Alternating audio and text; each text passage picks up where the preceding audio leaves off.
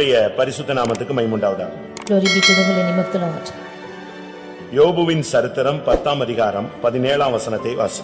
Book of Job chapter 10 verse 17. யோபு 10:17. நீர் உம்முடைய சாட்சிகளை எனக்கு விரோதமாய் இரட்டிக்க பண்ணுகிறீர், என்மேல் உம்முடைய கோபத்தை அதிகரிக்க பண்ணுகிறீர், போராட்டத்தின் மேல் போராட்டம் அதிகரிக்கிறது. கர்த்தருடைய பரிசுத்த நாமத்துக்கு மகிமை உண்டாவதாக. Glory be to the holy name of the Lord. யோபுவினுடைய ஒரு வித்தியாசமான அறிக்கையை நாம் இங்கே பார்க்கிறோம். We are seeing about Job, a different confession of him. ஆனால் அதே நேரத்தில் அதுதான் அவனுடைய வாழ்வின் பாதையாக இருந்தது உண்மை. But in other words we can say in reality that it was his path. அவன் போய்க் கொண்டிருந்த பாதையை, அவன் அனுபவித்த சூழ்நிலையை அவன் அவ்விதமாகவே வெளியரங்கமாக பேசுகிறான். The situation that he is going through and the path he was going through, he was describing by these words. ஆனால் ஒரு உத்தமன் இப்படி அறிக்கை செய்யலாமா? But can an upright person confess like this? ஒரு சன்மார்க்கன் இப்படி அறிக்கை செய்யலாமா? Can a just person confess like தேவனுக்கு this? பயந்த மனிதன் இப்படி அறிக்கை பண்ணலாமா? Can one who really fears God, can he confess பொல்லாப்புக்கு like this? விலகுகிற மனிதன் இப்படி அறிக்கை செய்யலாமா? One who is departing from evil, can he confess like this? நம்மில் அநேகர் இப்படிலாம் நாம் கேட்போம். We can ask such questions. ஒரு விசுவாசி இப்படி பேச முடியுமா? Can a believer speak like this? இப்படி பேசலாமா? Can he speak like this? பேசக்கூடாது. Should not. ஒரு ஊழியக்காரர் இப்படி பேசலாமா? Can a servant of God speak like this? பேசக்கூடாது. He should not speak. இப்படி எல்லாம் நாமே கேள்விகளும் பதிலும் எழுப்பிக் கொள்ளக்கூடிய ஒரு பாதைகளிலே நாம் செல்லுகிறோம். We are going through different paths wherein we are asking questions and answers to it. அங்கே உத்தமன், சன்மார்க்கன், தேவனுக்கு பயந்தவன், பொல்லாப்புக்கு விலகினவன், இந்த சப்ஜெக்ட் கிடையாது. அவன் தன்னுடைய வாழ்வில் தனக்கு வந்த போராட்டத்தை அப்படியே வெளியரங்கமாக பேச ஆரம்பித்தான். There it was not the subject that he was an upright person, one who eschewed evil, one who feared God and so on, but he just speaks about his life rightly. வாழ்க்கை அவனுக்கு போராட்டமாக இருந்தது. His life was full of struggles. ஒரு சிலருக்கு வாழ்க்கையில சில கட்டங்கள் போராட்ட காலமாக அமைகிறது. In some of their lifetime, some span of time is full of struggles. ஒரு சிலருக்கு துவக்கம் முதல் முடிவு வரை போராட்ட காலமாகவே அமைந்து விடுகிறது. But for some of them, from the beginning and until the end, it is full of problems. ஒரு சிலருக்கு போராட்டங்கள் வருகிறது, அது முடிவுக்கு வந்து விடுகிறது. For some problems come, but it comes to an end. இப்படி எல்லாம் பல பாதைகளிலே நாம் நம்முடைய வாழ்க்கையிலே போய் கொண்டு வருகிறோம். Like this we are in our life going through different paths. ஆனால் யோபுவினுடைய வாழ்க்கையிலே ஒரு குறிக்கப்பட்ட காலம் வரை அவனுக்கு போராட்டங்களே இல்லை. But in the life of Job there were no problems from him till a certain extent. அப்படிப்பட்ட போராட்டங்கள் அவனுக்கு வந்தபோதும் அதை அவன் சுலபமாக எதிர்கொண்டான், மேற்கொண்டான். Even when he had to face problems, he easily did overcome them. ஆனால் ஒரு குறிக்கப்பட்ட காலம் வந்த பொழுது அவனுக்கு கர்த்தர் ஒரு குறிக்கப்பட்ட காலங்களை போராட்டத்தின் காலங்களாக அனுமதித்தார். But when a particular time came, the Lord admitted a particular period of time to be a day of problems. அருமையானவர்களே, இந்த காலை வேளையிலே இந்த ஆராதனையிலே வந்திருக்கிற உங்களை நோக்கி தேவனுடைய வார்த்தை உங்களுக்கு இந்த காலம் எப்படிப்பட்ட காலமாக இருக்கிறது? Dear beloveds, the word of God which is coming to you this morning is, how is this period of time is for you? ஒன்றை நீங்கள் புரிந்து கொள்ள வேண்டும், ஒவ்வொன்றுக்கும் ஒரு காலம் உண்டு. One thing you should understand, there is time and span for everything. பிரசங்கியின் புத்தகம் 3ஆம் அதிகாரத்திலே பார்க்கும் பொழுது ஒவ்வொன்றுக்கும் ஒரு காலம் உண்டு என்று அவன் சொல்லுகிறான். When we read in Ecclesiastes chapter 3, we see he's saying that there is a time and season for everything. இப்படி சீசனை பத்தி அவன் பேசும் பொழுது அங்கே 28 சீசனை சொல்றான். When he speaks of such seasons, he tells of 28 of them. 28 காலங்கள் அவனுக்கு ஒரு மனிதனுக்கு வருகிறது. There are 28 seasons coming to a man. பிறக்கிறதுக்கு ஒரு காலம், இறக்கிறதுக்கு ஒரு காலம், இப்படி ஒவ்வொன்றுக்கும் ஒவ்வொரு காலம் உண்டு. நம்ம ஆளுங்க எல்லாம் சொல்லுவாங்க நல்ல நேரம் கெட்ட நேரம்னு. அதே மாதிரி இவன் ஒரு ரெண்டே வார்த்தையில முடிக்காம 28 காரியத்தை சொல்லுகிறான். As our people will say of good and bad times, he is saying of 28 things, a time to be born and time to die and so on. இதை குறித்து பிரசங்கி இன்னொரு இடத்துல சொல்லும் பொழுது About this, when Ecclesiastes says in another place, இந்த சமயம் தேவ செயல் என்று அவர் சொல்லுகிறார். he is saying time and chance. பிரசங்கி 9ஆம் அதிகாரம் 11ஆம் வசனத்தின் கடைசி பகுதியை பார்க்கும் பொழுது Ecclesiastes chapter 9 verse 11, the last portion. அவர்கள் எல்லாருக்கும் சமயமும் தேவ செயலும் நேரிட வேண்டும்.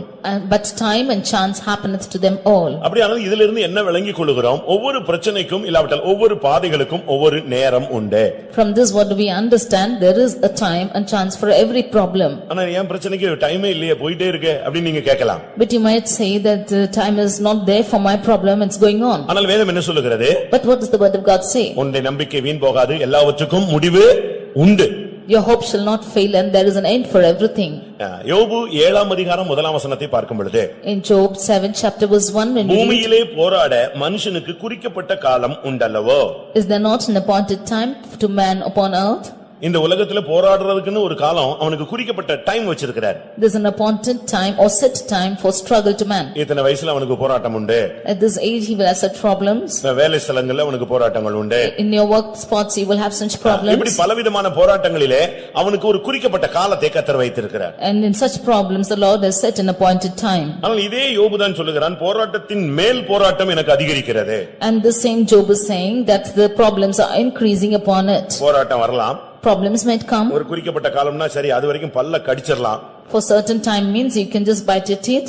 இப்போ உங்களுக்கு ஒரு போராட்டம் வருதுன்னு வெச்சுக்கொள்ளுங்களேன். If there's a problem coming for you. இன்னும் ஒரு 6 மாசத்துக்கு இப்படி இருக்கும் அப்படினு சொல்லுவான். ஜோசியக்காரன் சொல்லுவான். And the enchanter will say that there will be 6 months existing. 6 மாசம் கழிச்சு திருப்பி அது அப்படியே இருக்கும். After 6 months it will prolong. உடனே அவன் திருப்பி பார்த்துட்டு சொல்லுவான், இது அது சரியில்லை இது சரியில்லை, இன்னும் ஒரு 2 வருஷம் சொல்லி உன்னை அனுப்பி விட்டுருவான். Again he will say that this is not right and that's not right and say for the next 2 years. ஆனா நீங்க என்ன செய்வீங்க? சரி இன்னும் 2 வருஷம் பல்ல கடிக்கலாம்னு யோசிப்பீங்க. So again you will be waiting till the 2 years are passed. இங்க யோபு சொல்கிறாரு, மனுஷனுக்கு பூமியிலே போராட ஒரு குறிக்கப்பட்ட காலம் உண்டல்லவா? Here Job says that there is an appointed time for man upon the earth. சரி போராட்டம் என்றால் நான் சகிச்சு கொள்வேன், போராட்டத்தின் மேல் போராட்டம்னா என்ன பண்றது? If it is problems I can endure, if it is increasing what can I do? நம்ம விசுவாசிகள் கூட இந்த கால நேரத்தெல்லாம் ரொம்ப நம்புறாங்க. Even our people, our believers are believing on these times and chances. யாராவது சொல்லிடுவான், இன்னும் கொஞ்ச காலத்துல உனக்கு பிரைட்னஸ் வருதுன்னு, அதை நம்பிக்கிட்டே வேலைக்கு போகாம கூட உட்கார்ந்துக்குவான். Somebody will say that there will be brightness in a few days and believing on it he will not go for his job but stay inside. நான் ஊழியத்துக்கு வரும்போது எங்க வீட்டுல கொஞ்சம் பிரச்சனையான ஒரு சூழ்நிலை. When I came to ministry there was a problems and situation. நல்லா இருந்த ஃபேமிலி அப்படியே கொஞ்சமா அசைய ஆரம்பித்தாங்க. The family which was in good state began to shake.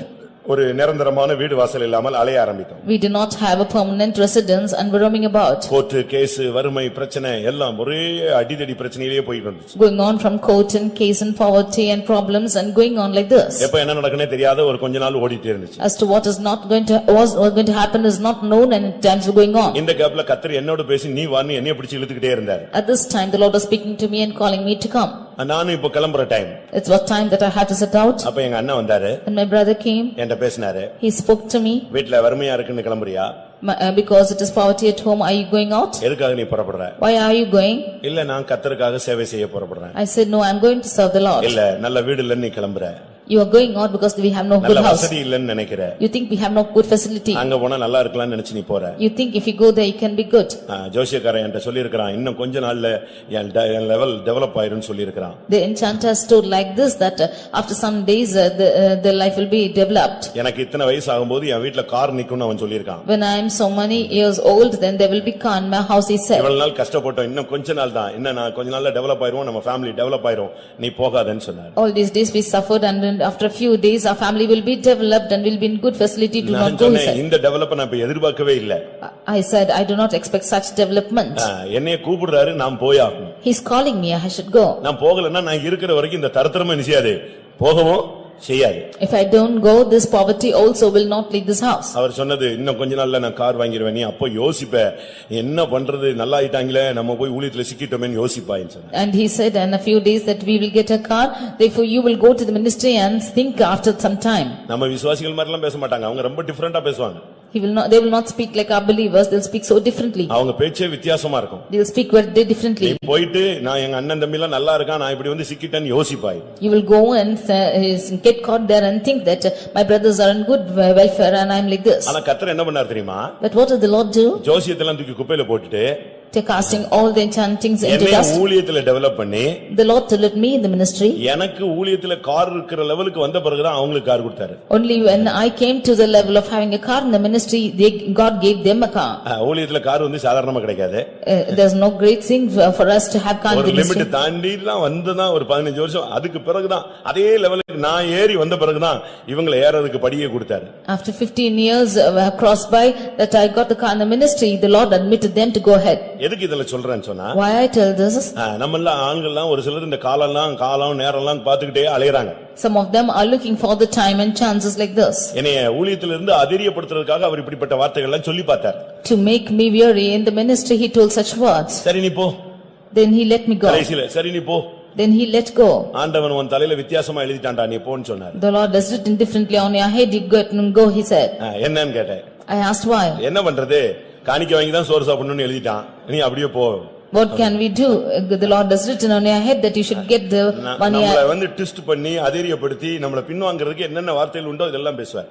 He's using all the words that he might make us distressed, and he used all the words to you discourage me. ஆனா கர்த்தர் இன்னைக்கு அவரையும் பைபிளை தூக்க வச்சிட்டார். But the Lord made him also to take the word of God today. அவரை ரட்சிப்புக்குள்ள கர்த்தர் கொண்டு வந்துட்டார். The Lord brought him also into salvation. நான் எதுக்கெல்லாம் இத சொல்றேன், நான் நேரங்களை காலங்களை நம்பியே ஒரு சிலர் வேலைக்கும் போகாம இன்னும் டைம் சரியில்லை பிசினஸும் பண்றது இல்ல, நல்லது கெட்டது ஒண்ணும் போறது இல்ல, இப்படியே உட்கார்ந்து கடைசில மொத்த டைமும் சரியில்லாம போயிடுது ஒரு சிலருக்கு. Some of them are believing that there are times which are going to come for them and not going for their work or conducting business.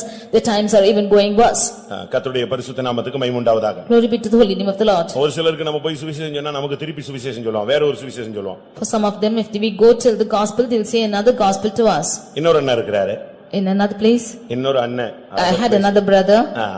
அவருக்கு நான் ஒரு லெட்டர் எழுதினேன், ஊழியத்துக்கு வந்த பிறகு சரி எப்படியாவது ரட்சிக்கப்படட்டும்னு சொல்லி இயேசு கிறிஸ்துவை பத்தி கொஞ்சம் எழுதி, எனக்கு தெரிஞ்சு அப்போ ஊழியத்துல புதுசா வந்தபோது தெரிஞ்சதை ஒரு லெட்டர் எழுதி விட்டேன். I wrote a letter to him about Jesus Christ, the few things which I knew that he might be saying. அவர் எனக்கு பதில் ஒரு லெட்டர் எழுதினார். He wrote a reply to me. எனக்கு பின் 9 வருடங்களுக்கு பின்னாக, after 9 years after me, இந்த வீட்டில் பிறந்து you have been born என்னோடு வளர்ந்து and brought up with me. ஒரு குறிக்கப்பட்ட காலத்துக்கு பின்பு என்னால் வளர்க்கப்பட்டு, ஏன்னா அவர் பிசினஸ் பண்ணி வீட்ல சாப்பாடு ஓடிச்சு. After a particular time he had the business and grew the family. எனக்கு ஃபீஸ் எல்லாம் கட்டினாரு. என்னால் படிக்க வைக்கப்பட்டு, and I have made you to learn. என்னோடு கூட 20 வருடம் இருந்த உன்னை, and you who lived with me for 20 years, திடீரென்று புரிந்து கொள்ள முடியாமல் போய்விட்டது. Suddenly we could not understand. 20 வருடம் என்னோடு இருந்தவனையே புரிந்து கொள்ள முடியாத பட்சத்தில் 2000 வருடங்களுக்கு முன்பாக பிறந்தவரை நான் எப்படி புரிந்து கொள்வதுன்னு கேட்டார். He who was with me for 20 years, as if I couldn't understand, how can I trust the one who is born before 2000 years? எனக்கு பின்னால பிறந்து என்கூடயே வளர்ந்து என்கூடயே 20 வருஷம் இருந்துட்டு திடீர்னு ஒன்னேவே என்னால புரிஞ்சுக்கொள்ள முடியல. 2000 வருஷத்துக்கு முன்னால ஒருத்தர் பிறந்தாரு, அவரை எப்படி நான் புரிஞ்சுக்கிறது அப்படின்னு சொன்னாங்க. One who was born after me, one who is grown with me and was 20 years, I couldn't understand you itself. How can I trust the one who was born 2000 years before? இப்படி எல்லாம் கேள்விகள் கேட்பாங்க, குழப்புவாங்க. நம்ம இதெல்லாம் கண்டுக்கவே கூடாது. நம்முடைய கண்கள் பதிக்கப்பட்ட இடத்தை விட்டு மாற்றப்படக்கூடாது. They will ask such questions and confuse you, but we should not change our angle of sight. Our eyes should be fixed. இன்னைக்கு நம்மில் अनेகர் போராட்டத்திலிருந்து தப்பிக்கொள்ள வகை தேடுகிறோம். Today many of us are seeking ways to get out of the struggle. யோபு 14ஆம் அதிகாரம் 14ஆம் வசனத்திலே, in Job 14:14, அங்க என்ன சொல்லுகிறார்? what he says, எனக்கு மாறுதல் எப்போது வரும் என்று எனக்கு குறிக்கப்பட்ட போராட்டத்தின் நாளெல்லாம் நான் காத்திருக்கிறேன். I am waiting all the appointed time of my days, that when my change will come. எனக்கு எப்போ இந்த போராட்டத்திலிருந்து ஒரு சேஞ்ச் வரும்? I want a change from this problem of some time. அவன் சொல்றான், எனக்கு ஒரு மாறுதல் வரும் என்று நான் காத்துக்கொண்டே இருக்கிறேன். He is telling that I am waiting for the change to come. அது எப்போது வரும்? When shall it come? இப்போ உள்ள காலத்துல போராட்டத்தின் மேல் போராட்டம் அதிகரிச்சிட்டு தான் இருக்கே தவிர குறைஞ்ச மாதிரியே இல்ல. Now the problems keep increasing upon its increase, and it's never going on decrease. ஒன்றை நீங்கள் புரிந்து கொள்ள வேண்டும். One thing you should understand. போராட்டம் அதிகரிக்கிறது என்றால் நாமும் அதிகரிக்க வேண்டிய சில 3 காரியங்கள் இருக்கிறது. If there are problems which are increasing, there are 3 things which we have to increase on. தண்ணியோட லெவல் கூட கூட உன்னுடைய நீச்சலுடைய வேகமும் கூடிக்கொண்டே இருக்க வேண்டும். When the level of water increases, your in terms of swimming also should increase. முழங்கால் அளவு தண்ணி இருக்கும் பொழுது நீ நீச்சல் அடிக்க வேண்டிய அவசியம் இல்ல. ஈஸியா நீ கிராஸ் பண்ணி போயிட்டே இருக்கலாம்.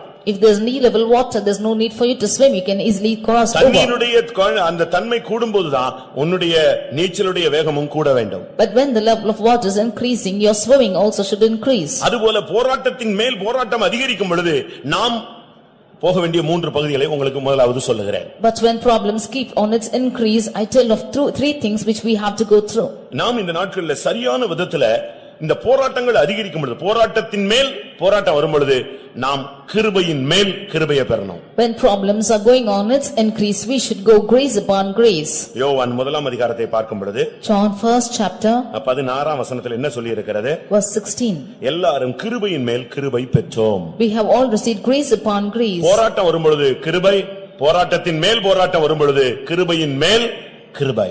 We have received grace in the times of problem, when problems are in increase, grace upon grace. நாமில் अनेகர் இந்த போராட்டம் வந்த உடனே கிருபையை நஷ்டப்படுத்தி விடுகிறோம். But when problems are coming, we are failing of our grace. இல்லையென்றால் ஓரளவு கிருபை வைத்து இந்த போராட்டத்தின் மேல் போராட்டம் வரும் பொழுது தடுமாறிக்கொண்டே போய் கொண்டிருக்கிறோம். Or having a little of the grace, we are stumbling when problems keep increasing. இந்த நீர்மூழ்கி கப்பலுக்கு கடலுக்கு உள்ள போறதுல பிரச்சனையே கிடையாது. When you consider the submarine ships, it's not an easy hard task for it to go under the ship. எத்தனை அடி ஆழம் தண்ணி இருந்தாலும் அது பிரச்சனை இல்ல, அதுவாது போயிட்டே இருக்கும். How much ever feet of water is above it, it will not be bothered, it will just go on. அதுபோல ஆவிக்குரிய ஜீவியத்துல கிருபையின் மேல் கிருபை கிடைச்சிருச்சுன்னு சொன்னா என்ன போராட்டத்தின் மேல் போராட்டம் வந்தாலும் நீங்க செயல்பட்டுக்கிட்டே இருக்கலாம். Like this, when you have grace upon grace, whatever problems might come, you can keep activating. 2 கொரிந்தியர் 3 அதிகாரம் 18 வசனத்தை பார்க்கும் பொழுது When we read 2 Corinthians 3 chapter verse 18, அங்க என்ன சொல்லப்பட்டிருக்கிறது? what is said of them? இந்த போராட்டம் அதிகரிக்கும் பொழுது நீ மகிமையின் மேல் மகிமை அடைய வேண்டும். When you go through these problems, you should go on from glory to glory. இதுதான் இந்த போராட்டத்துல உன்னை மறுரூபப்படுத்தும்.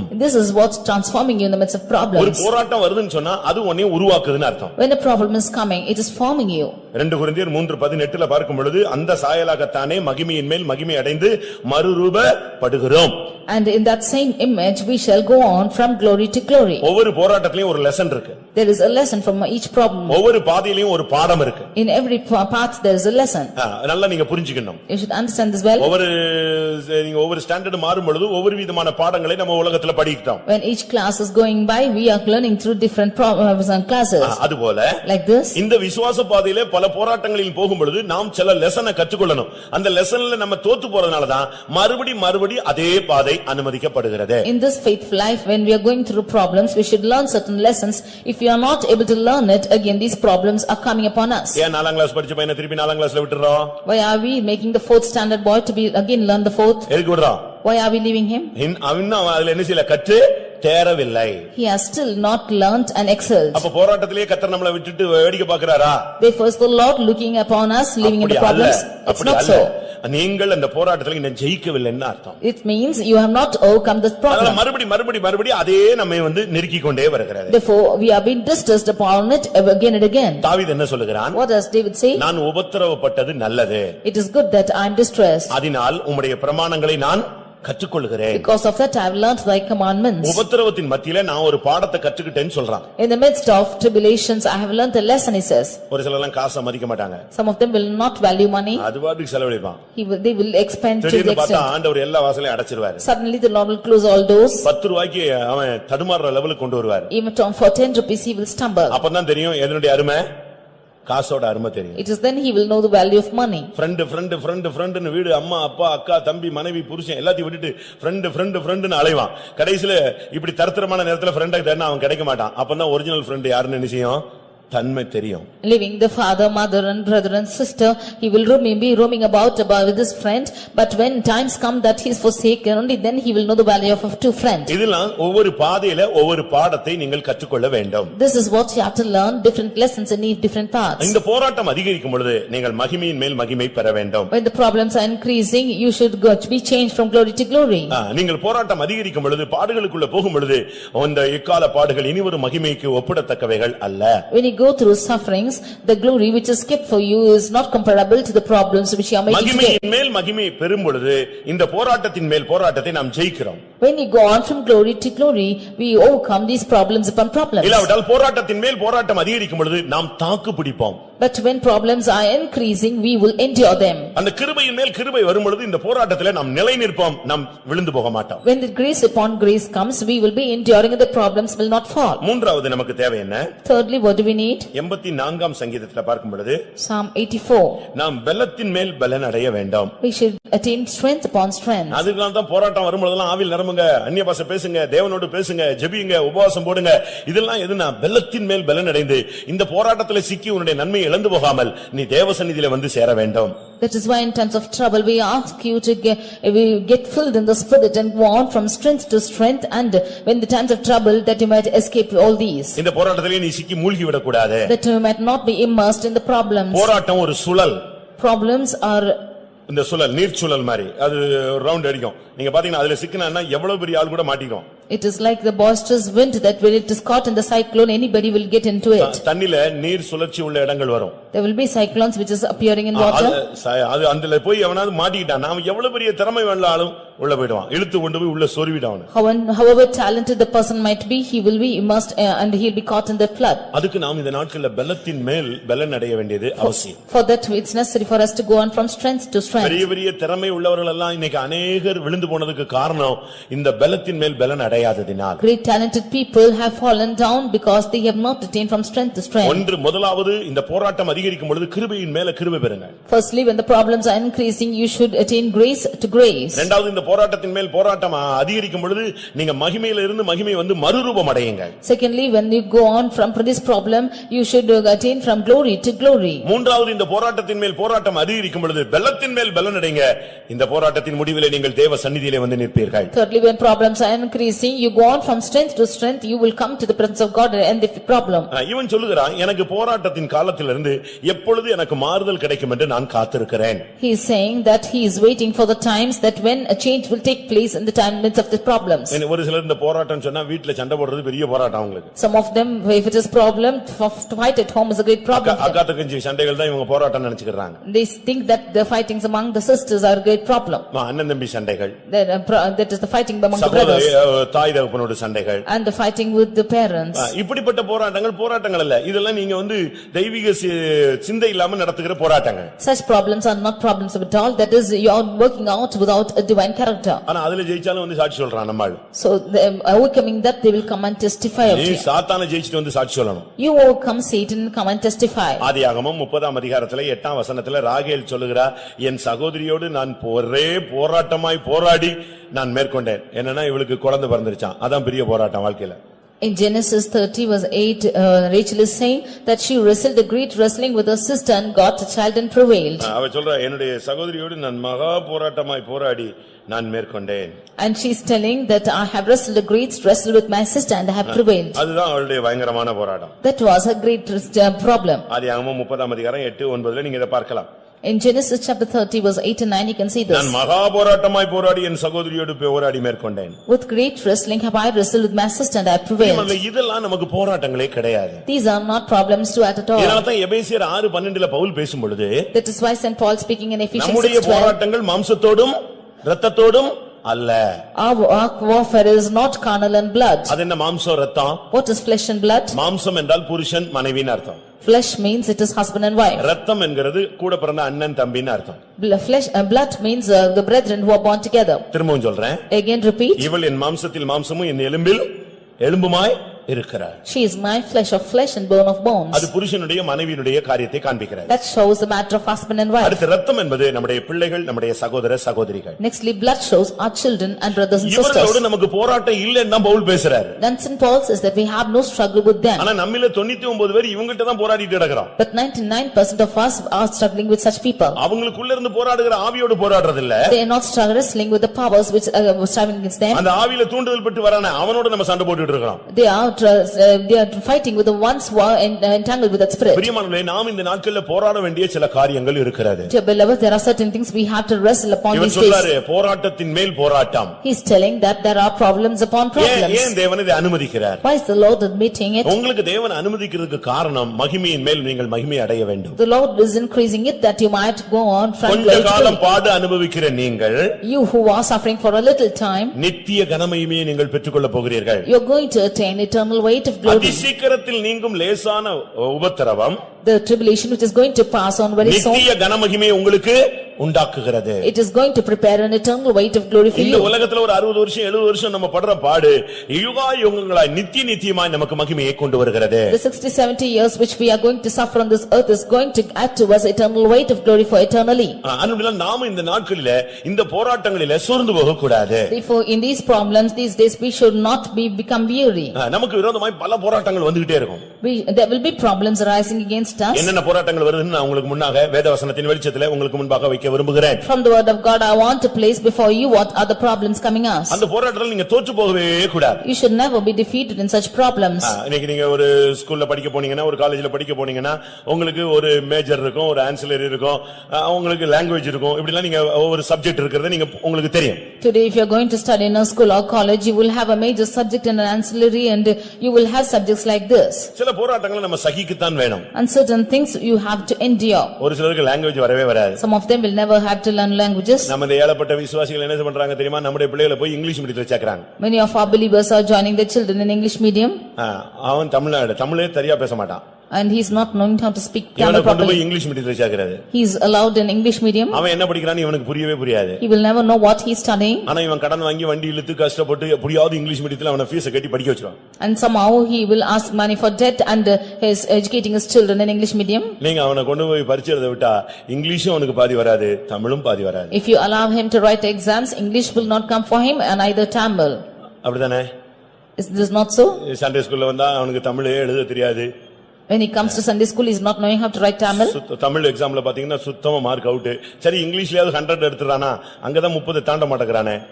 In Tamil exam, he is fully out and at least in English, if he is scoring 100, he is not even crossing 30.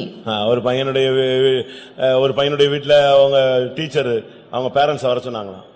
In a boy's house, the teacher asked the parents to come. அவன் பையன் நல்லாவே படிக்க மாட்டேங்கறான் இங்கிலீஷ்ல. Your son is not studying English at all. அவர் போனாராம். Then he went அப்ப கேட்டாங்களாம். and he asked, உன் பிள்ளை இங்கிலீஷ்ல ஒண்ணுமே உருப்படியா படிக்கிறது இல்லையான்னு. your son is not studying English properly at all. இல்லையே என் பிள்ளை வீட்ல படிக்கிற இங்கிலீஷை கேட்டு நானே நல்லா மனப்பாடமா செஞ்சு படிச்சு வச்சிருக்கேன்னாரா. He said that I have memorized the English which my son is studying at home. பையன் படிக்கிறது 7வது. The son is studying 7th standard. இப்போ அப்பா சொன்னாரு அவன் படிக்கிற இங்கிலீஷை நான் கேட்டு எனக்கு அப்படி மனப்பாடமா பதிஞ்சிருச்சு, என் பிள்ளை படிக்கலன்னு எப்படி சொல்றேன்னா. He is telling that this English which he is studying, I have memorized and he is memorized that English. அப்படி என்னையா படிக்கிறான்னு கேட்டா ABCD 26 இந்த அப்பா சொல்லி காட்டினாரு. கடைசில என்ன நடந்தது? Sir, lastly what happened? அப்பதான் புரிஞ்சது பையன் எதைத்தான் படிச்சுட்டே இருந்திருக்கான், இத மட்டும் தான் படிச்சுட்டே இருந்திருக்கான் daily. Finally he understood that the son is studying every day the same thing. இன்னைக்கு நம்மில் கூட अनेகர் இப்படி தான் இருக்கிறோம். Even today many of us are like this. போராட்டங்கள் வரும்பொழுது நீ சில பாடங்களை கற்றுக்கொண்டு முன்னேறி போகணும். வாழ்க்கையில நல்ல பாடங்களை அந்த சப்ஜெக்ட்டை நம்ம வின் பண்ணணும். In the times of problems, we have to go through and learn many lessons and win those problems. இந்த போராட்டம் என்கிற இந்த பீரியட்ல 7 சப்ஜெக்ட் இருக்கு. In the division of these problems, there are 7 lessons.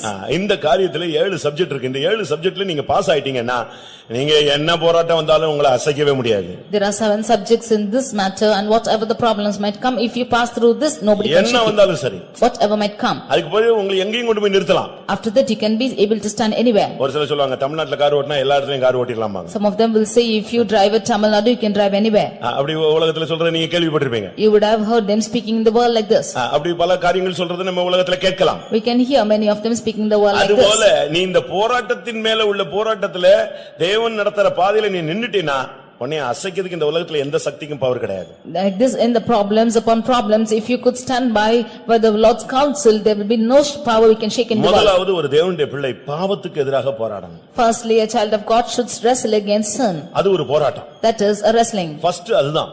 Firstly is that. அதுதான் language. That is the language.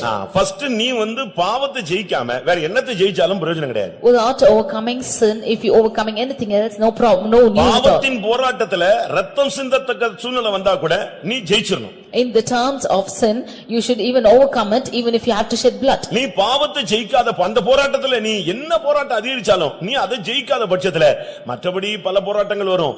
அதெல்லாம் இதுதான் பேசிக்.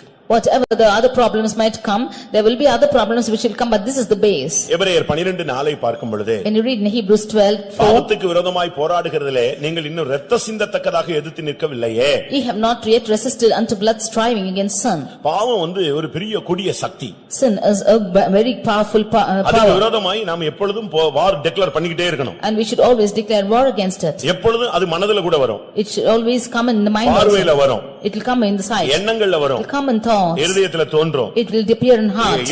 சரீரத்துல தூண்டுதலை உண்டாக்கும். And it will trigger your body. இது வெளிய இருந்து வரணும்னு இல்ல, எங்கே இருந்து கிளம்பும், உள்ளுக்குள்ளே இருக்கும். It is not necessary to come out from outside, but it will always be inside. உன்னுடைய சரீரமே உனக்கு பெரிய சத்துருவா மாறிடும். Your body itself will become your greatest உன் மைண்ட enemy. போட்டு ஆபரேட் பண்ணும். It will operate your mind. உன்னை கண்ட்ரோல் பண்ண விடாதபடி உன்னை மிஞ்சும் அது. It will exceed that, it will not control இத yourself. நீ ஃபர்ஸ்ட் இந்த போராட்டத்தை நீ ஜெயிச்சாதான் நீ கிறிஸ்தவன். If you overcome this struggle, you are a Christian. இத ஜெயிக்காம நம்ம பைபிள் தூக்கிட்டு என்னெல்லாமோ சாதனை பண்ணி ரோடோட பிரசங்கம் பண்ணாலும் ஒண்ணுமே காரியம் ஆகாது. Without overcoming this, we taking the word of God and preaching in every street, it's of no use. முதல்ல இந்த போராட்டத்துல நீங்க ஜெயிச்சு பாருங்க. Firstly, you should overcome this problem. ஆவிக்குரிய தேவனுடைய ஜனங்கள் இந்த நாட்களில் சரியான விதத்துல வாழ்க்கையில முன்னேற முடியாக இந்த போராட்டத்தை நீங்க ஃபர்ஸ்ட் வின் பண்ணணும். Spiritual children of God, in order to rightly when you should overcome this struggle. இயேசுவுக்கு வெளிய இருந்து தான் போராட்டங்கள் வந்தது. Jesus had problems from outside. டைரக்டா சாத்தான் வந்தான். Satan came directly. கல்ல கொடுத்தான். And he gave the stone என்னை வணங்கிக் கொள்ளுன்னு சொன்னா. and he asked him to worship him. உப்பரியில இருந்து குதின்னு சொன்னா. He asked him to jump from the கண்களின் இச்சை mountain. உலகத்தின் இச்சை மாம்சத்தின் பெருமை காண்பிக்கிறது. It shows the lust of eyes, lust of flesh and the pride of life. ஆனா நமக்கு அப்படி அல்ல. But it's not so for us. நம்முடைய எண்ணங்களிலேயே போராட்டத்தை உண்டாக்குறது. Even in our thoughts there is problems. மனநிலையை பாதிப்பது. It is affected in the mind. நம்முடைய சரீர உணர்வுகளை தூண்டி விடுகிறது. It is triggering the feelings of a body. இத வின் பண்ண முடியாத ஒரு கட்டத்துல தான் பவுல் புலம்ப ஆரம்பித்தார். Not able to win in his body, Paul is really நிர்பந்தமான மனுஷன் நான். I am a desperate man. யார் என்னை இந்த மரண சரீரத்தினின்று விடுதலையாக்குவார்? Who shall deliver me from this body of sin? அவரே சொல்ல இந்த மரண சரீரம் இந்த பாவத்தை தோற்றுவிக்கிற போராடுகிற இந்த சரீரத்திலிருந்து யார் என்னை விடுதலையாக்க முடியும்? Who can deliver me from this body of sin which is sinning? திரும்ப பிராக்டிகலா வரும்பொழுது Again when he came practically, கிறிஸ்துவினுடைய ஆவியின் பிரமாணம் என்னை விடுதலையாக்கிட்டேன்னு சொல்றார். the law of Christ has made me to overcome. ஆவியினாலே சரீரத்தின் செய்கைகளை அழித்தால் பிழைப்பீர்கள். By the Spirit, if you should mortify the deeds of your body, then you shall live. அதற்கு நீ ஜெயிச்சிட்டேன்னா நீ அடுத்து ஜெயிச்சிடுவே. If you should overcome, you will overcome the next. First நீ இதை ஜெயிக்கணும். Firstly, you should overcome this. இந்த போராட்டத்தின் மேல போராட்டம் அதிகரிக்கும். And the problems are struggling might increase. பண ஆசையை கொண்டு வருவான். He will give you covetousness. ஏமாத்த சொல்லுவான். He will make ask you to deceive. He will ask you to cheat. பொய் சொல்ல சொல்லுவான். He will ask you to lie. திருட சொல்லுவான். He will ask you to steal. எடுத்துக்கொள்ள சொல்லுவான். He will ask you to take. அபகரிக்க சொல்லுவான். He will ask you to ensnare. புரட்டி பேச சொல்லுவான். And he will ask you to threaten and speak. இல்ல இத அனுபவி இதெல்லாம் ஒரு தப்பு இல்லன்னு சொல்லுவான். Or he will ask you to enjoy, it's not wrong. கர்த்தர் மன்னிப்பார்னு சொல்லுவான். He will say the Lord will forgive you. இப்படி எல்லாம் உன்னை சொல்லுவான். He will say like this to you. Bible என்ன சொல்லுது தெரியுமா? What does the word of God say? சத்தியத்தை அறிவும் அறிவை அடைந்த பின்பு After attaining the knowledge of truth, ஒருவன் மனப்பூர்வமாய் பாவம் செய்தால் if one would willingly commit sin, அவனுக்கு நியாய தீர்ப்பு மட்டுமே கிடைக்கும். then for him is judgment. எபிரேயர் 10 Hebrews chapter 10 26ல பார்க்கும் பொழுது verse 26. சத்தியத்தை அறியும் அறிவை அடைந்த பின்பு நான் மனப்பூர்வமாய் பாவம் செய்தால் இயேசு கிறிஸ்து மறுபடியும் வந்து பலியாக மாற மாட்டார். If we will willfully sin after having received the knowledge of the truth, there remaineth no more sacrifice for like நியாய Jesus. தீர்ப்பும் கோபாக்கினையுமே இருக்கும். There will be judgment and fiery indignation. உங்களுடைய பாவ வாழ்க்கையில போராட்டங்கள் வருதா? Is there struggle in your sinful life?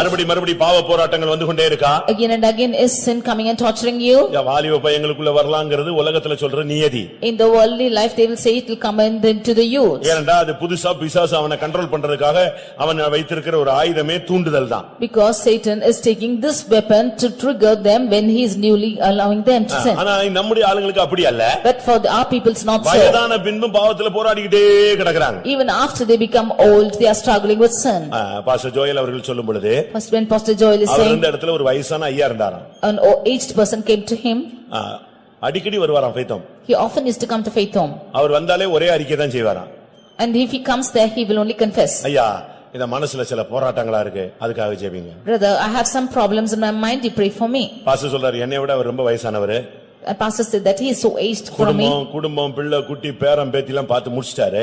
And he has family and he's got children and grandchildren. அறிக்கை ஓபனா சொல்றாரு ஏதோ மனதுல போராட்டங்கள் இருக்கு. But he is confessing in his mind that there is some problem. இது ஒரு நாள் அறிக்கை இல்ல. It's not one day's confession. அப்பப்ப வரும்போதெல்லாம் அவர் சொல்ற அறிக்கை என்னன்னா இந்த ஒரு வரி அறிக்கை செஞ்சுட்டு போவார். Every time he comes he will make one confession like this. கொஞ்ச நாள் வரவே இல்லையா? Some days he didn't come. சுத்தமா வரலையா? He didn't come at all. அப்ப இவருக்கு என்னடா அவரை காணுமே என்ன ஆச்சோ அப்படிங்கறார். Then he had a question as to why he didn't come. இடையில ஒரு ட்ரிப் அவரை பார்க்கிறதுக்கு ஒரு வாய்ப்பு கிடைச்சதா? And he had an opportunity to see him in between. ஐயா என்ன இங்க வரவே இல்லன்னு கேட்டார். And he asked, why brother you didn't come? இல்லையா இப்ப சமீபத்துல எனக்கு மனதுல போராட்டத்துல என்ன கிடைச்சிருச்சு?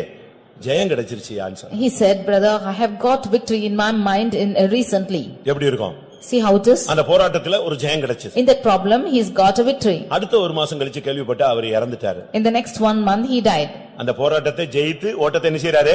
முடிக்கிறார். He overcame the struggle and ended his race. அதனால நம்ம எல்லாரும் பார்த்தா இந்த பூனையும் பால் குடிக்குமா அப்படினா உட்கார்ந்திருப்போம். Therefore we all looking like cats which will drink even if பால் குடிக்கும் காபியும் குடிக்கும் எல்லாமே குடிக்கும். It will drink milk and coffee and everything. இவங்க இப்படி செஞ்சிருப்பாங்களா இவங்க இப்படி பேசுவாங்களா இவங்க இப்படி நடப்பாங்களா அப்படிலாம் நம்ம வந்து ஆச்சரியக்குரிய எழுப்பி வச்சு உட்கார்ந்திருப்போம். We will ask a marvelous question as to whether they would have done like this or they would have spoken like this. ஒவ்வொருவருக்குள்ள தான் தெரியும் அந்த போராட்டத்தினுடைய தாக்குதல் எப்படி இருக்குன்னு உங்களுக்கு நீங்க புரிஞ்சுக்கொள்ளுங்க. But only the individual can understand and you can understand for yourself how the attack of the problem is. சரியான ஒரு அபிஷேகம் இல்லனா ஒண்ணுமே பண்ண முடியாது. If you should overcome this, if you do not have a right anointing, you cannot do this. கிருபையை நீங்க வாங்கணும். You should receive grace upon grace. பலத்தின் மேல பலன் என்ற அபிஷேகத்திலேயே நீங்க வரணும். அப்பனா ஆவியினால் சரீரத்தின் செய்கைகளை அழித்து மாம்சத்தின் போராட்டங்களை நீங்க ஜெயிக்க முடியும். You should receive the strength after strength, because by the Spirit alone you can endure or destroy the works of flesh. இரண்டாவது பொல்லாத ஆவிகளோடு போராட்டங்கள். Secondly, you have struggle with evil spirits. எபேசியர் 6:12 பார்க்கும் பொழுது Ephesians 6:12 துரைத்தனங்களோடும் அதிகாரங்களோடும் with principalities and powers, இப்பிரபஞ்சத்தின் அந்தகார லோகாதிபதிகளோடும் வானமண்டலங்களில் உள்ள பொல்லாத சேனைகளோடும் with the rulers of the darkness of this world and spiritual wickedness in high உங்களுக்கு places. போராட்டம் உண்டு. You have wrestling. பயங்கரமான பொல்லாத ஆவிகள் இந்த கடைசி நாட்கள்ல உண்டு. A great evil powers are existing these last days. நீங்க எல்லாமே செய்வனன்னு எடுத்துற கூடாது. You should not think everything for witchcraft. ஒண்ணே நீங்க புரிந்து கொள்ளணும். One thing you should நீங்க understand. பைபிள் எடுத்த உடனே உனக்கு ஆப்போசிட்டா ஒரு எதிர்க்கட்சி எழும்பிடுவான், பிசாசு எழும்பிடுவான். From the day you take the word of God, then Satan will always be resisting you. ஒரு பிரசங்கம் கேட்டா நீ அதுக்கு சமர்ப்பிக்கும் பொழுது அதுக்கு விரோதமா ஒரு ஆவி எழும்பும். If you are surrendering yourself for a message, there will be a spirit rising ஒரு against it. பிரதிஷ்டை பண்ணினா அதை உடைக்கிறதுக்கு ஒரு ஆவி எழும்பும். If you make a consecration, there will be another spirit rising to break it. நீ தேவ சமூகத்துல ஒரு முடிவு எடுக்கறேன்னா அதுக்கு விரோதமா ஒரு ஆவி எழும்பும். If you make a decision in the presence of God, there will be a spirit working against that. இதெல்லாம் செய்வன கிடையாது. It's not witchcraft. நீ நல்லா இருக்கிறது அவனுக்கு பிடிக்காது. He does not like you to நீ be வாழ்க்கையில good முன்னேறது things. அவனுக்கு பிடிக்காது. He does not want you to progress in your life. இன்னொன்னு இருக்கு. One thing is there. அது நம்முடைய விரோதமான சக்திகள் மனிதர்கள் நமக்கு விரோதமாக பல ஆவிகளை ஏவி விடுதல். Some of them people of this world are rising those powers against us. அதனால எல்லாத்துக்குமே நீங்க பிசாசு குறை சொல்லிட கூடாது. நீங்க கூட சில நேரத்துல தவறு செஞ்சிருவீங்க. You should not blame Satan for all this. You are also making mistakes. ஒரு இடத்துல பிசாசு உட்கார்ந்து அழுதலாம். In one place Satan was crying. என்னன்னு கேட்டாங்களாம். They asked why? ஏன் அழுதுகிட்டு இருக்கேன்? Why are you crying? அப்ப அது சொல்லுச்சான். Then it replied, இந்த பெந்தேகோஸ்காரன் எல்லாத்தையும் செஞ்சிடறான், கடைசில யாருன்னு பிரச்சனைன்னு கேட்டா என்னைய பேரை சொல்றான்னு சொல்லி. these Pentecostal people are doing everything and finally asking what the problem is. He is blaming me. இவன் இச்சையை கட்டுப்படுத்த முடியாம, கோபத்தை கட்டுப்படுத்த முடியாம, தன்னை கட்டுப்படுத்த முடியாம, ஆசைகளை கட்டுப்படுத்த முடியாம, மிஞ்சி மீறி திமிரி எல்லாம் செஞ்சுட்டு கிளாஸ்ல சொல்றது என்னது? பிசாசுக்கு இடம் கொடுத்து விட்டேன் அப்படிங்கறான். கடைசி ஏன் பேரை தான் சொல்றான். He is not able to control his lusts and affections, and he is transgressing everything and sinning, and finally saying Satan has deceived me. நம்முடைய சுயத்திலே நாம பெரிய தவறுகளை செய்றோம். Even in ourselves we commit great mistakes. மிஞ்சின கர்மங்கள்ல தலையிட்டுறோம். We are interfering in great பெரிய matters. காரியங்கள்ல தலையிட்டுறோம். We are interfering in greater problems. ரொம்ப நம்ம கவனமா இருக்க வேண்டிய ஒரு நேரம் இதுதான். This is the time and we have to be very ஆனா careful. அதே நேரத்துல இந்த பொல்லாத ஆவி எந்த ரூபத்துல வந்தாலும் அதை பகுத்தறிந்து நீங்க ஆவியில போராடணும். But at the same time, whatever this form, this evil spirit is coming, you should examine it and resist it. உன் தொழிலையோ உன் ஆவிக்குரிய வாழ்க்கையிலயோ உன்னுடைய எந்த பிள்ளைகளுக்குள்ளேயோ புருஷனுக்குள்ளேயோ மனைவிக்குள்ளேயோ இந்த ஆவிகள் தலையெடுக்க ஆரம்பித்தால் அபிஷேகத்துல நீங்க எதிர்த்து நின்று இந்த ஆவிகளை போராடி ஜெயிக்க வேண்டும். In your house, in your business, and your husband, and your wife or your children, if this spirit is striving against them, then you should resist these powers and just put off his head. இந்த போராட்டத்தில் நீங்க நிச்சயமா போராடணும். ஏன்னா இது உங்களுடைய பர்சனலா உள்ள தாக்குதல். You should definitely wrestle against them because this is your personal attack. ஒன்னு உன்னுடைய மாம்சத்துல இல்லாவிட்டால் உன்னுடைய ஜீவியத்துல உள்ளது, மற்றொன்று உன் குடும்ப சம்பந்தப்பட்ட காரியம். One thing is in your flesh and in your life, and nextly it is compared to your families. உன் தொழில்ல ஏதாவது ஒரு போராட்டம் இருக்கா, உடனே முழங்கால போடு. Is there a problem with your business? Immediately kneel down. உங்களுடைய வேலை ஸ்தலத்துல பிரச்சனை இருக்கா, முழங்கால போடுங்க. Is there a problem with your work spot? You immediately kneel down. உடனே நீங்க முழங்கால போட்டு இந்த போராட்டம் மேல் அதிகரிக்க முடியாதபடி அதை அப்படியே பிரேக் பண்ணணும். You immediately kneel down and you break this power that it should not increase அந்த the trouble. கொந்தளிக்கிற கடலை பார்த்து இயேசு சொன்னார், இறையாதே அமைதலாய் இரு. Unto the roaring sea the Lord said, you do not roar up, you be silent. இம்மட்டும் நில். You stand thereby. அதுக்கு ஒரு கரையை ஏற்படுத்தி இதுல பிரேக் ஆகுன்னு சொல்றாரு. அதை தாண்டி அது வரவே வராது. And he made a shore and asked it to break with it, and it will not come against it. பிசாசின் போராட்டம் செய்வனே சாகுற வரைக்கும் சொல்லி செய்வனிலே செத்து போயிட்டா எப்படி நீ பரலோகத்துக்கு போக முடியும்? If you keep on saying it is the struggle of devil and it is witchcraft, and if you die, where will you go to heaven? அதை வின் பண்ணணும். You should win it. முழங்கால் தான் அதை வின் பண்ண முடியும். In your knees you can win. போராட்டத்தின் மேல் போராட்டம் வரத்தான் செய்யும், வராதெல்லாம் சொல்ல முடியாது. There will be wrestling upon wrestling, you cannot say it not come. அவன் எப்ப நீ விழுவன் தான் அவனுடைய கணிப்புல இருந்துகிட்டே இருக்கிறாய். He is always in this ambition where you will fall. எப்படியாவது உன்னை ஜெயிச்சிரணும் தான் அவனுடைய எண்ணங்கள். His thoughts are all that he might overcome you somehow. ஒன்று பாவத்துக்கு விரோதமான போராட்டம், இரண்டாவது பொல்லாத ஆவிகளின் சேனைகளுக்கு விரோதமான போராட்டம். First is wrestling against sin, and secondly wrestling against the powers. அது ஆவிக்குரிய போராட்டங்களை நாம் மாம்சத்தில் ஜெயிக்க முடியாது, ஆவியானவருடைய உதவியோடு தான் போராடி ஜெயிக்க முடியும். The spiritual powers we cannot overcome it with our flesh, but only by the help of the Holy Spirit we can overcome. மூன்றாவதாக Thirdly, விசுவாசத்தின் போராட்டம். wrestling against faith. விசுவாச வாழ்க்கைங்கிறது ஒரு பெரிய போராட்ட களம்தான். Faith life is a great war field. 1 தீமோத்தேயு 6:12ல பார்க்கும் பொழுது 1 Timothy 6:12. இது ஒரு பெரிய போராட்டம். It's a great struggle. இதை ஒரு நல்ல போராட்டம் என்று கூட பவுல் பேசுகிறார். And St. Paul says that it is a good fight. விசுவாசத்தின் நல்ல போராட்டத்தை போராடினேன். I have fought a good fight of faith. இந்த விசுவாச ஜீவியம் ஒரு பெரிய போராட்டம். அது ரொம்ப கஷ்டம்தான். This faith struggle is a great struggle. கடனே வாங்க மாட்டீங்கன்னு ஒரு பிரதிஷ்டை பண்றீங்க. You will make a consecration that you will not ask anything for debts. இருக்குறதெல்லாம் கரஞ்சிட்டே வரும். பேலன்ஸ் எல்லாம் போயிட்டே இருக்கும். And all your balance will keep on going. அடுத்து எதுவுமே வராது. And nothing will come in next. அப்படியே nil பேலன்ஸ்க்கு வந்து நிக்கும். It will come to the nil balance. என்ன செய்யறது? What can we do? கடன் வேண்டாம். கைமாத்து வாங்கிடலாமா? It is not only debts, at least we can ask for extra lent of money. வட்டி இல்லாத ஒரு கடன் வாங்கிடலாமா? Can we get debts without interest? இல்ல குறைஞ்ச இன்ட்ரஸ்ட்ல வாங்கிடலாமா? Or with less interest can we get money? இப்படி நம்மள ஒரு பெரிய நெருக்கத்துல கொண்டு வரும். It will bring us to such a distress. விசுவாச வாழ்க்கையில ஒரு பெரிய போராட்டம். That is a great struggle in faith life. இல்லட்ட வியாதியில பெயினை கூட்டுவான். அவன் டியூன் பண்ணுவான். Or he will increase the pain of your sickness. அந்த வியாதியின் உக்கிரத்தை அதிகரிப்பான். He will make the agony of sickness to increase. அந்த தானியேல் அந்த சாத்ராக் மேஷாக் ஆபேத்நேகோவுக்கு விரோதமாக அந்த ராஜா அக்கினி சூளையை எத்தனை மடங்கு கூட்டினான்? 7 மடங்கு கூட்டினான். That king increased Shadrach, Meshach and Abednego, when they had to go through fire, he increased it 7 times. ஒரு மடங்குல இருந்து 7 மடங்கு கூடிச்சு. He increased it 7 times from 1. இது சாத்தானுடைய ஒரு தந்திரம். And this is the device of devil. அவன் விசுவாசத்துல நிக்க கூடாது. அதனால போராட்டத்தை டியூன் அக்கினி சூளையை 7 மடங்கு கூட்டுவான். That he might not stand in faith, he has increased the furnace 7 times. அதனுடைய நோக்கம் என்ன? What is the purpose of it? உன்னை அழிப்பது. That it might destroy you. அதுதான் விசுவாச போராட்டத்தினுடைய பிசாசுனுடைய target. That is the attack of the devil for struggle of faith. ஆனா என்ன நடந்தது? But what happened? அவங்க சொன்னாங்க தங்களுடைய விசுவாசத்துல அப்படியே ஸ்டாண்ட் பண்ணாங்க. They stood by in their faith. ஆனா கடைசில கர்த்தர் அக்கினி சூளைக்குள்ளேயே வந்துட்டார். Finally the Lord came into that furnace. அவரால வெளிய பொறுமையா இருக்க முடியாது. And he could not patiently stand outside. நீங்க பைபிள்ல படிச்சு பாருங்க. You read the word of God. ஸ்தேவான் மரித்தபோது இயேசு எழும்பிட்டாராம். When Stephen died, Jesus rose up. 110 சங்கீதத்துல வாசிக்கும் பொழுது When we read in Psalm 110. உம்முடைய சத்துருக்களை நான் பாதபடியாக்கி போடும் வரைக்கும் நீ என்னுடைய வலது பாரசத்தில் உட்கார். You sit on my right hand till I make the enemies thy footstool. அடுத்த தீர்க்கதரிசனம் எப்படி வசனங்கள் எப்படி சொல்லப்படுது? Next, how is the verse saying? இது முதல் வானம் திறந்திருக்கிறதையும் உன்னதமானவருடைய வலது பாரசத்தில் மனுஷகுமாரன் வீற்றிருப்பதையும் நீங்கள் காண்பீர்கள். Ye shall see the king, son of man sitting on the throne and the heavens opened. இப்படிதான் பைபிள்ல வசனம் சொல்லுது. That's how the word of God says. ஆனா ஸ்தேவான் மரித்து அவனுடைய ஆவி ஒப்பு கொடுக்கும்போது But when Stephen died and yielded up his ghost, அவன் பரலோகத்தை பார்த்துட்டு ஒரு வார்த்தை சொல்றான். he seeing heaven says a word. அங்க உன்னதமானவருடைய வலது பாரசத்துல அவர் உட்கார்ந்ததா அவன் சொல்லவே இல்ல. He never sees him sitting on the right hand. அப்போஸ்தலர் 7:56ல பார்க்கும் பொழுது Acts 7:56. அதோ வானங்கள் திறந்திருக்கிறதை காண்கிறேன். Behold, I see the heavens opened. மனுஷகுமாரன் தேவனுடைய வலது பாரசத்தில் நிற்கிறதை நான் காண்கிறேன். And the son of man standing on the right hand of தனக்காக God. ஒருத்தன் சாகறாங்கும்போது அவரால அங்க இருக்க முடியாது. அவர் உட்கார்ந்துட்டு ரைட் அக்கினி சூளையில போட்டாங்க ரைட் அப்ப சாம்பலாகம் இப்படிலாம் அவர் மேனேஜ் பண்ற தெய்வம் அல்ல. When a man is ready to die for him, then he is not the one who is sitting there to see them becoming ashes in the furnace. 7 மடங்கு சூடாக்கிட்டான் உடனே யார் வந்துட்டா? தேவகுமாரனுக்கு ஒப்பானவர் அங்க உள்ள வந்துட்டார். When the furnace was heated 7 times, one who was like the son of man came there. இப்ப 3 பேரை இழுத்துட்டு போறாங்க. Now 3 of them were dragged இப்ப in. தூக்கி போட போறாங்க. They were to carry them inside. தூக்கி போடும்போது அந்த தூக்கி போட்டவன் அவ்வளவு செத்துட்டான். As they were dropping them inside the furnace, those who threw them were died. அக்கினி சூளையில உள்ள வெப்பம் அவங்கள சாகடிச்சிருச்சு. The heat of that furnace made them to die. இப்ப உள்ள விழுந்து எழும்புனா எத்தனை பேர் எழும்புறாங்க? 4 பேர் எழும்புனா. Now those of them who were roaming out on the 5 or 4 of them. விசுவாசங்கிறது பயங்கரமான ஒரு பாதை. Your faith is a dreadful path. விசுவாசத்துல நிக்கணும்ங்கிறது பிரசங்க ரொம்ப சிம்பிளா பண்ணிடலாம் நானு. I can easily preach to stand in faith. அந்த பாதையில போகும்போது தான் தெரியும். But when you go through the path, you can know it. அது ஒரு ஆணிகள் நிறைந்த பாதை. It is a path full of nails. அது முள்ளுகள் நிறைந்த ஒரு பாதை. It's a path full of thorns. அது ரோஜா பூ நிறைஞ்சதல்ல. It's not full of easy path. அது ரோஜா பூ நிறைந்ததல்ல, rose. It's not full of roses. It's not a bed of roses. அது முள்ளுகள் நிறைந்தது, வேதனைகள் நிறைந்தது.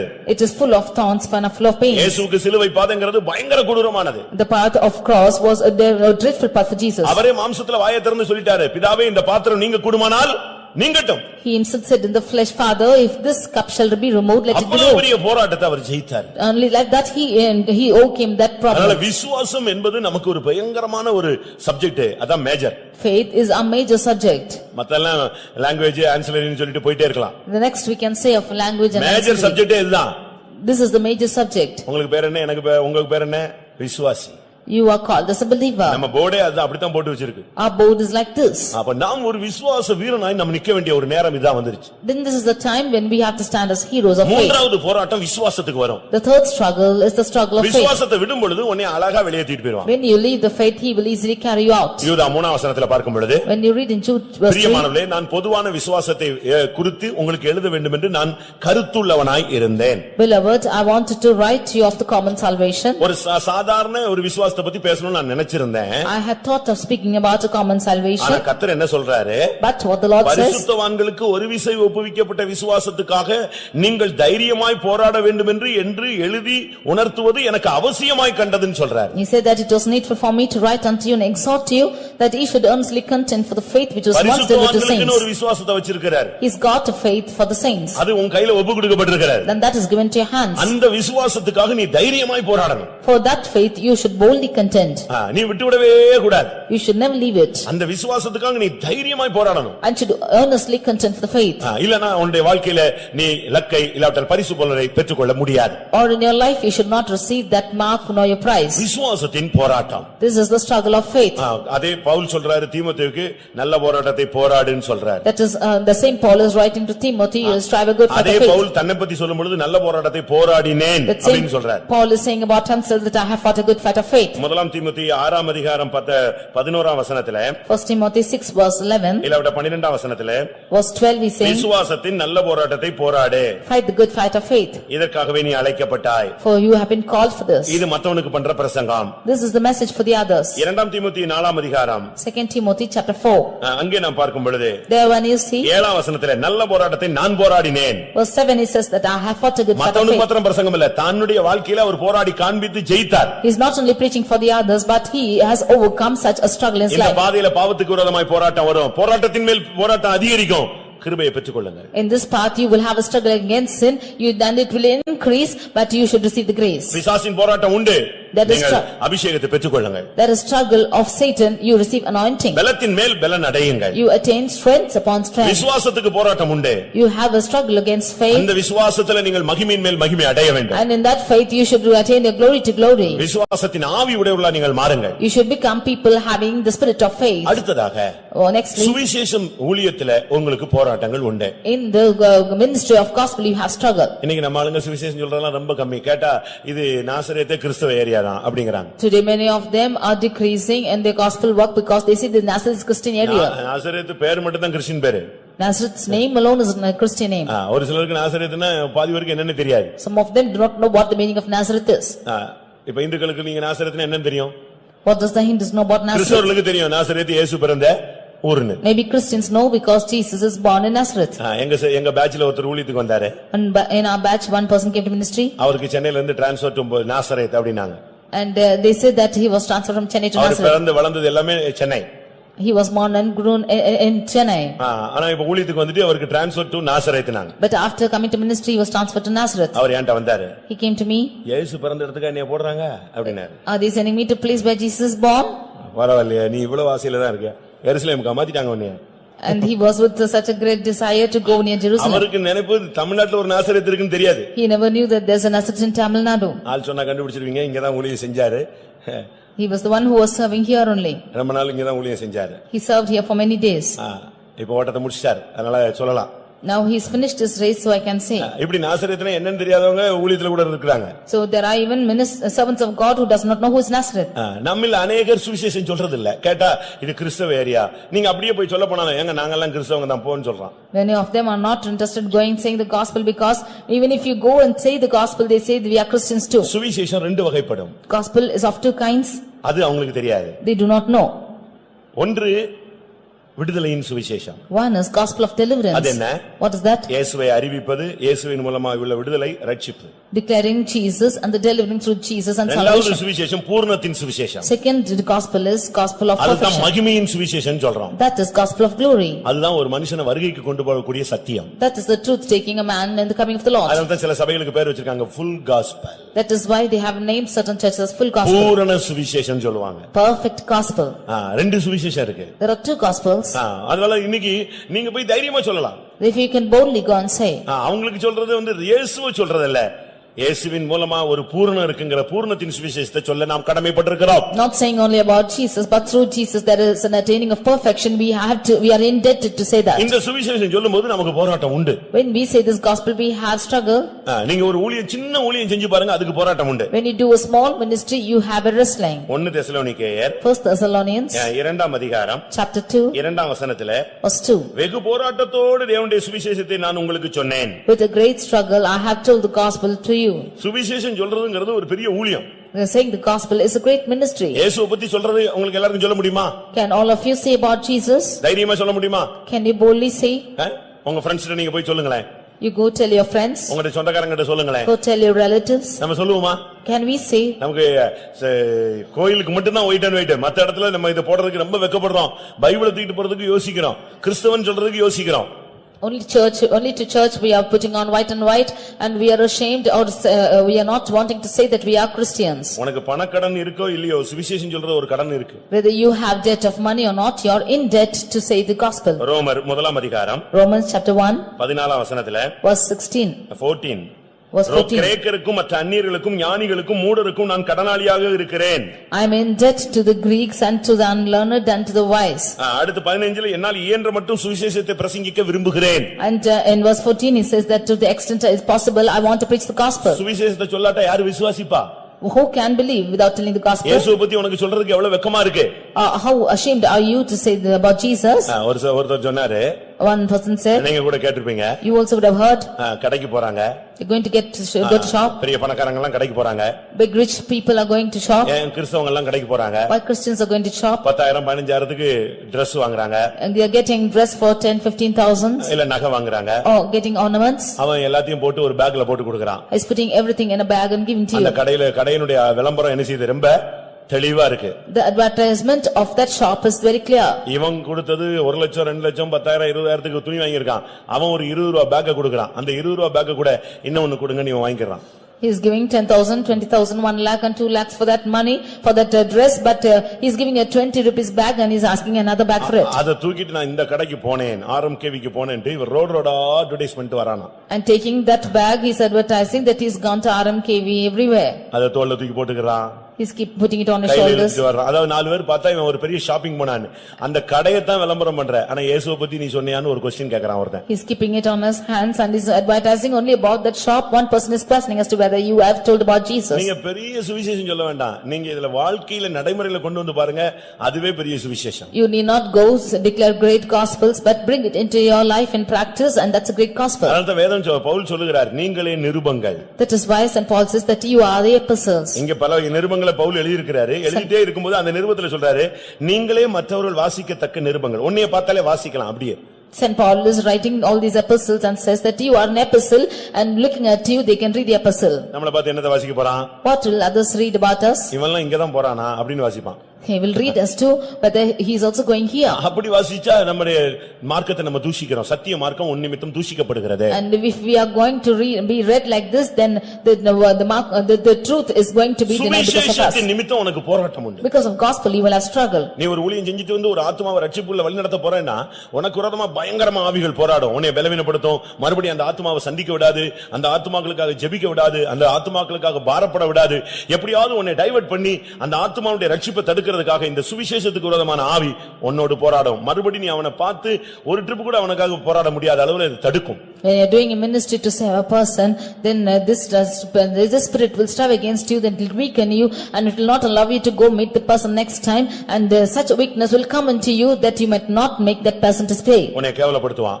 And he will make you to be shamed. உன்னை அவமானப்படுத்துவான். He will put you to shame. ஆனாலும் நீ சுவிசேஷத்துக்கு ஒரு போராட்டம் உண்டு. அதெல்லாம் சகிக்கணும். But there is a struggle for this gospel. You have to endure that. Pastor டானுக்கு எப்படியாவது இஸ்ரேல்ல சர்ச் தொடங்கிரணும்னு ரொம்ப ஆசை. Pastor Don had a great desire to begin the church in Israel. அதனால அங்க போய் எப்படியாவது ஒருத்தனுக்கு சுவிசேஷம் சொல்லணும், ஒருத்தனுக்கு சுவிசேஷம் சொன்னார். Therefore he was going there, he wanted to declare the gospel and told the gospel to one. கொஞ்ச நேரம் பேசி கடைசில அவன் டென்ஷன் ஆயிட்டான். And speaking for some time he became tensed.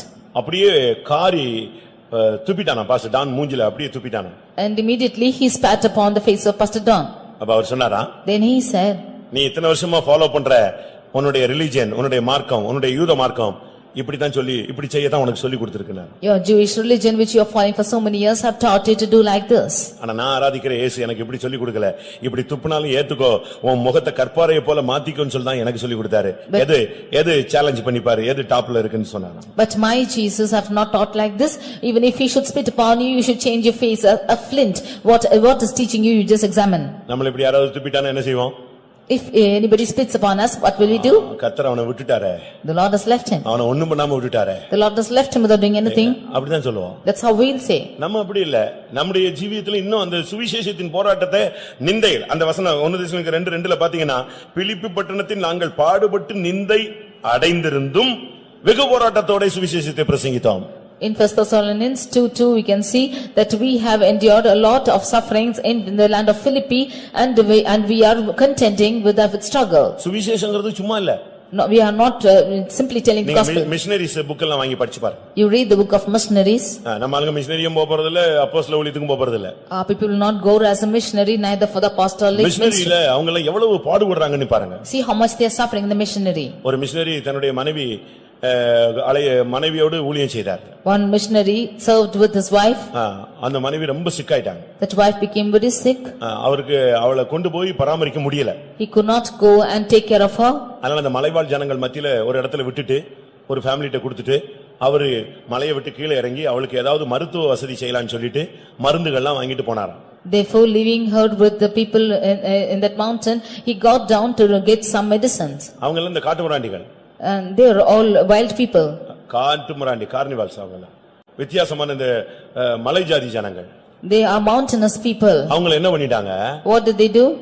இவங்க அவங்க விட்டுட்டு இவர் வந்துட்டாரு. Leaving them with those people, he came down. கஷ்டப்பட்டு மலையில இருந்து இறங்கி அவளுக்கு மருந்து எல்லாம் வாங்கிட்டு தேவைகள் எல்லாம் வாங்கிட்டு மேல போனார். And suffering hard, he came down getting medicines and her needs, he went up. போன உடனே அவங்க சொன்னாங்க, ஐயோ இவ்வளவு கஷ்டப்பட்டு ஏறி வந்திருக்கீங்களே, கஷ்டப்பட்டு வாங்கிட்டு வந்திருக்கீங்களே, சரி முதல்ல சாப்பிடுங்க, அதுக்கு பிறகு அவங்கள பார்க்கலாம்னாங்க. When they went up, he said, you have come with such a lot of struggle and now you first eat, they said, then actually you can see her. சரி இவரு இருந்த மலை ஏறின அந்த டயர்ட்ல சாப்பிட்டார். He too ate the food because he climbed the mountain. முக்கால்வாசி சாப்பிட்டுட்டு இருக்கும்போது before he could finish eating, குழம்பு கறி குழம்பு, they gave mutton curry for him. நல்லா சாப்பிட்டுட்டு இருக்கார். And he was eating well. சாப்பிட்டு முடியும் போது at the close of his eating, இவரு பிளேட்ல ஒரு கை விரல் கிடந்துச்சு. and there was a finger. குழம்புல ஒரு சின்ன விரல் கிடந்துச்சு. In that curry he could see a little finger. அவர் எடுத்து பார்த்தாரு, இது கறி மாதிரி தெரியல, இது ஒரு ஆளுடைய கை விரல்ல அப்படின்னு அப்ப யோசிச்சாங்க. He took the finger and thought that it's not like mutton but it is the flesh of a human being. அதுக்கு பிறகுதான் தெரியும் அவர் ஒய்ஃபை தான் குழம்பு வச்சு கொடுத்திருக்காங்க. It is then that he knew that his wife was made that curry. இவர் போன உடனே ஒய்ஃபை கொன்னு இவங்க குழம்பு வச்சு பாதி சாப்பிட்டுட்டு இப்ப இவர் வந்த உடனே இவருக்கு சாப்பாடு போட்டு இவரும் அதை தான் சாப்பிட்டு இருக்காரு.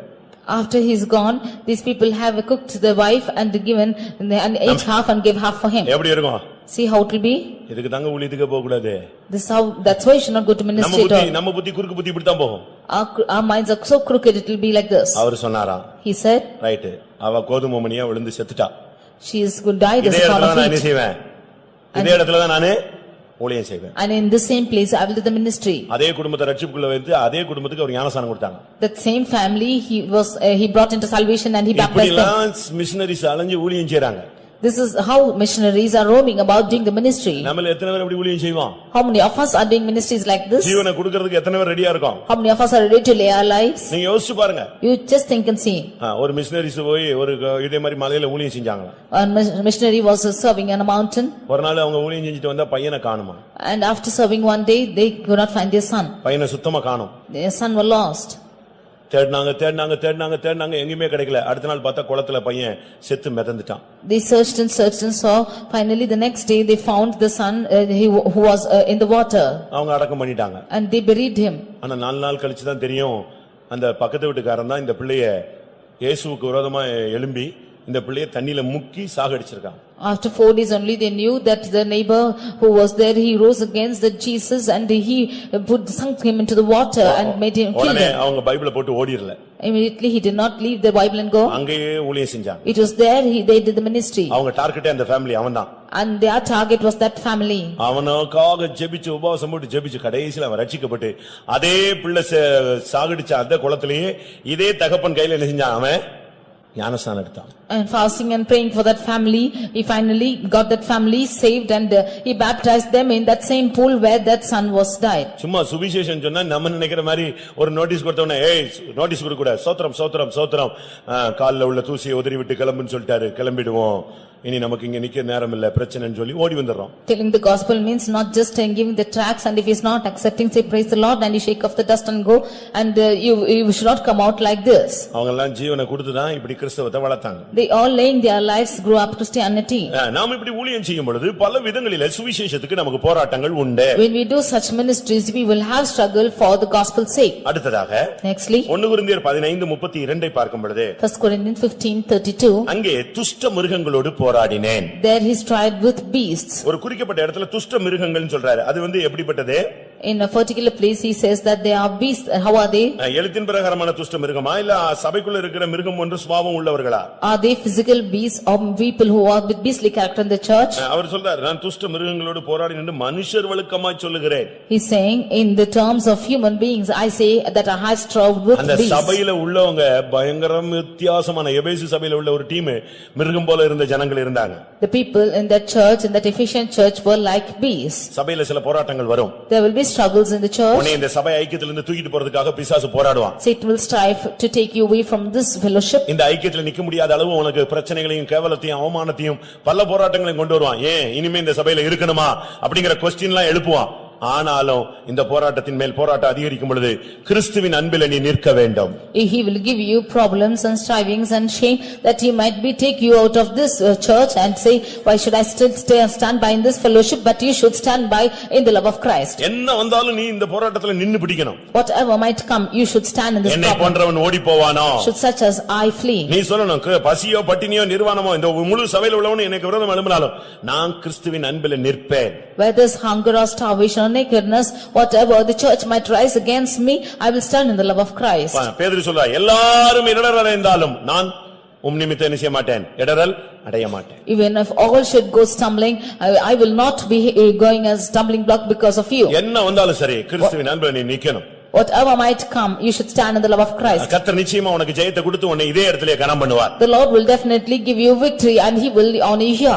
அடுத்ததாக Nextly, நீங்க மத்தவங்களுக்காக ஜெபிக்கும்போது ஒரு போராட்டம் இருக்கு. when you pray for the others, you have a struggle. அதை நீங்கள் அறிய வேண்டும் என்று நான் விரும்புகிறேன். And I desire that you know it. இது பவுல் இப்படி பேசுகிறார். St. Paul is speaking like இப்ப this. நீங்க உங்களுக்காக உங்க பிள்ளைகளுக்காக ஜெபிக்கிறீங்க. இது சரி.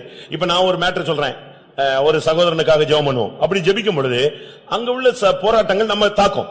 You are praying for you and your children, your family, that is a different matter, but when I ask you to pray for a different person, நான் பயங்கரமா நீங்க எடுத்து கூட கூடாது. you should not think that I am causing you to fret. நீங்க அவங்கள பத்தி உங்களுக்கு தெரியாது. ஆனா அந்த நிமித்தம் உள்ள தாக்குதல் உங்களுக்கு இருக்கும். You do not know about them, but there will be attacks of that problem. நான் அதை விளக்கமா சொல்றேன். I explain detail. கொலோசியர் 2:1 Colossians chapter 2 verse 1. உங்களுக்காகவும் லவோதிக்கேயாவில் இருக்கிறவர்களுக்காகவும் சரீரத்தில் என் முகத்தை காணாதிருக்கிற மற்ற எல்லாருக்காகவும் மிகுந்த போராட்டம் எனக்கு உண்டு என்று நீங்கள் அறிய விரும்புகிறேன். For I would that I knew that great conflict I have for you and for them at Laodicea and for as many as have not seen my face in my flesh. இது ஆறாவது subject. It is the sixth subject. இல்லட்ட ஆறாவது போராட்டம். It is the sixth struggle. நீங்க யாருக்காவது இப்ப நம்ம சபையில ஜெபிக்கும் பொழுது மற்றவங்களுக்கு ஜெபிக்கும் பொழுது நம்ம யாருக்கோ ஒரு ஆளுக்காக இப்ப நம்ம ஜெபிக்கிறோம், ஆண்டவரே அந்த தேசத்துல உள்ளவங்களை சந்தியும் ஆண்டவரே, ரஷ்யால இருக்கிற போராட்டங்களை சந்தியும் ஆண்டவரே, அங்க சிறைச்சாலையில இருக்கிறவங்க கருப்பனா வெள்ளனா ஒருத்தனுமே நமக்கு தெரியாது. ஆனா கிறிஸ்துவியத்தை ஒருத்தன் பாடுபடுறான், நம்ம என்ன செய்யறோம், ஜெபிக்கிறோம். We are praying for somebody who is in a foreign country in Russia or one who is in the prison. We do not know whether he is dark or fair, but we are praying for the one who is suffering for Christ. ஆனா அப்படி போராடும்போது நம்ம இப்படி மற்றவங்களுக்காக ஆத்துமாக்களுக்காக போராடும்போது நமக்கு விரோதமாய் பயங்கரமாய் சத்துரு எழும்புவான். But when we are striving for souls like this, Satan will rise against us. Pastor Aruldas அவர்கள் இலங்கையில போய் கன்வென்ஷனுக்கு பிரசங்கம் பண்ண போயிருந்தாங்க. Pastor Aruldas went to Ceylon to preach for a convention. அங்கேயும் கூட பல பிசாசுகள் ஓட ஆரம்பிச்சது. There too many Satan began to flee. அங்க கடைசில என்ன நடந்தது? Finally what happened there? ஒரு மீட்டிங் கிளம்புறாரு. He went for a meeting. வீட்டுக்கு கிளம்பின உடனே When he got ready for the meeting, கிளம்பி போய் கார்ல இறங்குறாரு. he went and got down from the car. இவர் கார்ல அந்த கை வச்சிருக்கும்போது அந்த கிட்ட நின்ன பையன் door அடைச்சிட்டான். When he was keeping his hand in the car, the boy just closed the door. இப்ப போய் ஒரு மீட்டிங் முக்கியமான ஒரு கூட்டம் எடுக்கணும். Now he has to go take an important meeting. அச்சான் டோரை அடிச்ச உடனே கை விரல் உள்ள மாட்டி செதஞ்சு ரத்த கலரி ஆயிடுச்சு. He closed the door and his hand got caught in that door and his hands were red. அவரால தாங்க முடியல அந்த வேதனையை. He could not bear the pain. அதோட கட்டு போட்டு கடைசில போய் அந்த கூட்டத்தை வேதனையோட முடிச்சிட்டு வந்தார். With all the bindings he went and conducted that meeting in pain. பயங்கர கஷ்டம். It was a great agony. எல்லா மீட்டிங் நல்லா இருந்துச்சு, கடைசில இந்த மீட்டிங்ல பிசாசு நம்மள வேதனைப்படுத்திட்டானே. All other meetings were good, but in this meeting Satan tortured me. மைண்ட்ல ஓடிச்சு. It went on in his mind. Why? எதற்காக? Why for? எப்படி இது வந்துச்சு? How did it come? உடனே பார்த்தாராம், அந்த டோர் அடைச்ச பையனை கூட்டி வரான்னு சொன்னான். And immediately he called the boy who just banged the door. நான் இறங்கிறதுக்கு கை வச்சு நான் கையை எடுக்கிறதுக்கு முன்னால டோர் அடைச்சிட்டானே, அவனை கூட்டி வான்னு. He closed the door even before I could take off my hand. He bring him here. முழங்கால் போட்டு அவனுக்கு ஜெபிச்சாராம். And he prayed for him, making him to kneel down. ஆட ஆரம்பிச்சிட்டான். And he began to shake. நீ யாருன்னு கேட்டாராம். He asked us to who you நீ are. இந்தியாவுல துரத்துனது போதாது, நீ இலங்கைக்கு வந்து விட்டாயான்னு கேட்டானாம். He asked, not sufficient, you had chased me in India, have you come to Ceylon? அதனாலதான் உன்னை ஒண்ணும் பண்ண முடியலன்னு கையவாது அடிக்க முடிஞ்சதுன்னு அடிச்சேன். That is why I couldn't do anything, so I banged against your hand. எவ்வளவு கரெக்டா அடிக்கிறான் பாத்தீங்களா? See how exactly he is hitting. பிசாசு இப்படி எல்லாம் பண்ணுவான். Satan will do like this. அவனுக்கு உன் தலையை நசுக்க முடியாது, உன் குதிகாலை நசுக்குவான். He can't bruise your head, therefore he bruises your heel. அப்படிதான பைபிள்ல இருக்கு. That's how it said. நீ அவர் குதிகாலை நசுக்குவாய், அவரோ ஸ்திரீயின் வித்தானவரோ உன் தலையை நசுக்குவார். You will bruise his heel, but the seed of the woman will bruise his head. இது ஆதியாகமத்தில் சொல்லப்பட்டது. This is what said in Genesis. ரெண்டு வார்த்தை சொல்லிருக்கு. நீ அவர் குதிகாலை நசுக்குவாய். You will bruise his heel. ஆனா அவர் உன் தலையை நசுக்குவாரு, நசுக்குவார். But he will bruise your head. அப்படினா என்ன அர்த்தம்? It's what's the meaning? சிலுவையில இயேசு பிசாசின் தலையை நசுக்கினார், ஆனா இவன் அவரை சிலுவையில அடிச்சு தொங்க விட்டான். அதான் வேதனை. On the cross Jesus bruised the head of Satan, but he nailed him on the cross. That is pain. அதுதான் குதிகாலை நசுக்குறது. That is bruising the heel. சிலுவையில ஆணி அடிச்சு தொங்க விட்டானே இயேசுவே, அதுக்கு பேர் தான் குதிகாலை நசுக்குவது. He hanging Jesus on the cross, nailed him on the cross, that is bruising the heel. இவன் குதிகாலை தான் நசுக்க முடிந்தது, ஆனா அவரோ தலையை நசுக்கினார். He could bruise the heel, but he bruised the head. ஆதியாகமம் 3 அதிகாரம் 15 வசனத்துல நீங்க இத பார்க்கலாம். Genesis 3rd chapter verse 15, you can see this. கடைசியாக Finally, ஜெபங்களில் போராடுதல். you should wrestle in prayer. முதலாவது பாவத்துக்கு விரோதமாய் நீ போராட வேண்டும். Firstly, you should wrestle against sin. இரண்டாவது பொல்லாத ஆவிகளுக்கு விரோதமாய் நீ போராட வேண்டும். Secondly, wrestle against evil powers. மூன்றாவது விசுவாசத்துக்காக நீ போராட வேண்டும். Secondly, wrestle against faith. நான்காவது சுவிசேஷ ஊழியத்தின் நிமித்தம் உனக்கு போராட்டம் வரும்.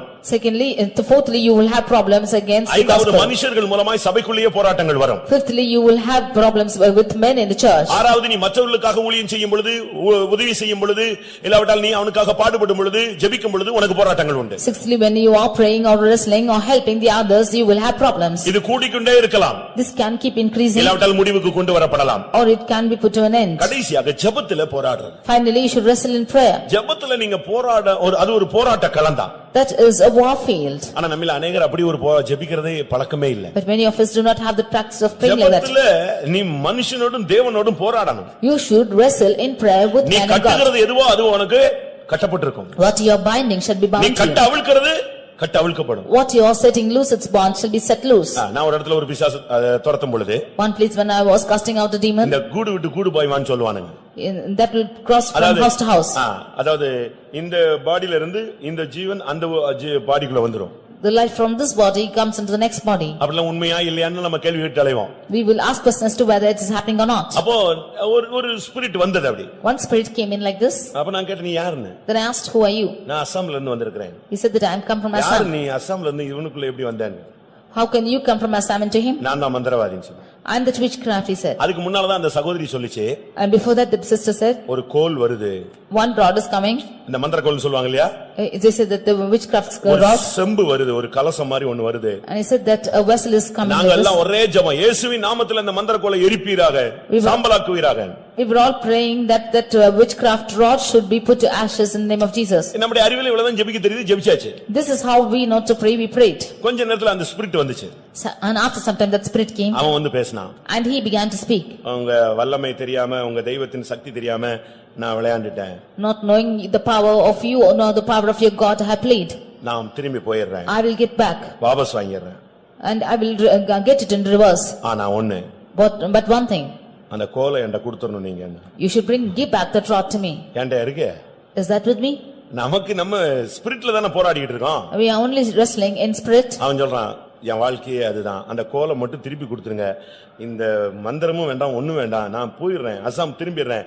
என் ஸ்பிரிட் இங்க வந்து ஆவியில நான் படாது பாடுபடுறேன். கோலை தயவு செய்து கொடுங்க. அப்பதான் புரிஞ்சுது, நீ கட்டுகிறது எதுவோ அது கட்டப்படும். நீ எரிச்சிட்டேன்னா எரிஞ்சுது, அவ்வளவுதான். சாம்பல் சாம்பல் தான். He said, my life is that rod. You've grieved that rod to me. I do not want any witchcraft. I will go back to Assam itself. செத்துருவான்னு சொன்னா அவன் செத்தான், முடிஞ்சு போச்சு. அவனுக்கு டைம் முடிச்சிட்டாருன்னு அர்த்தம். சாப்டர் க்ளோஸ் பண்ணிட்டார், ஃபைல க்ளோஸ் பண்ணிட்டாருன்னு அர்த்தம். If you say that he will die, definitely he will die and the Lord has closed this file. ஒரு சிஸ்டர் ஒரு நைட்ல ஒருத்தன் கெடுக்கணும்னு ட்ரை பண்ணி நைட் எல்லாம் தண்ணி அடிச்சிட்டு கதவை இடிச்சான். One sister, and one man was striving with her the whole of the night thinking to spoil her. அவங்களுக்கு புருஷன் சொல்ல முடியல.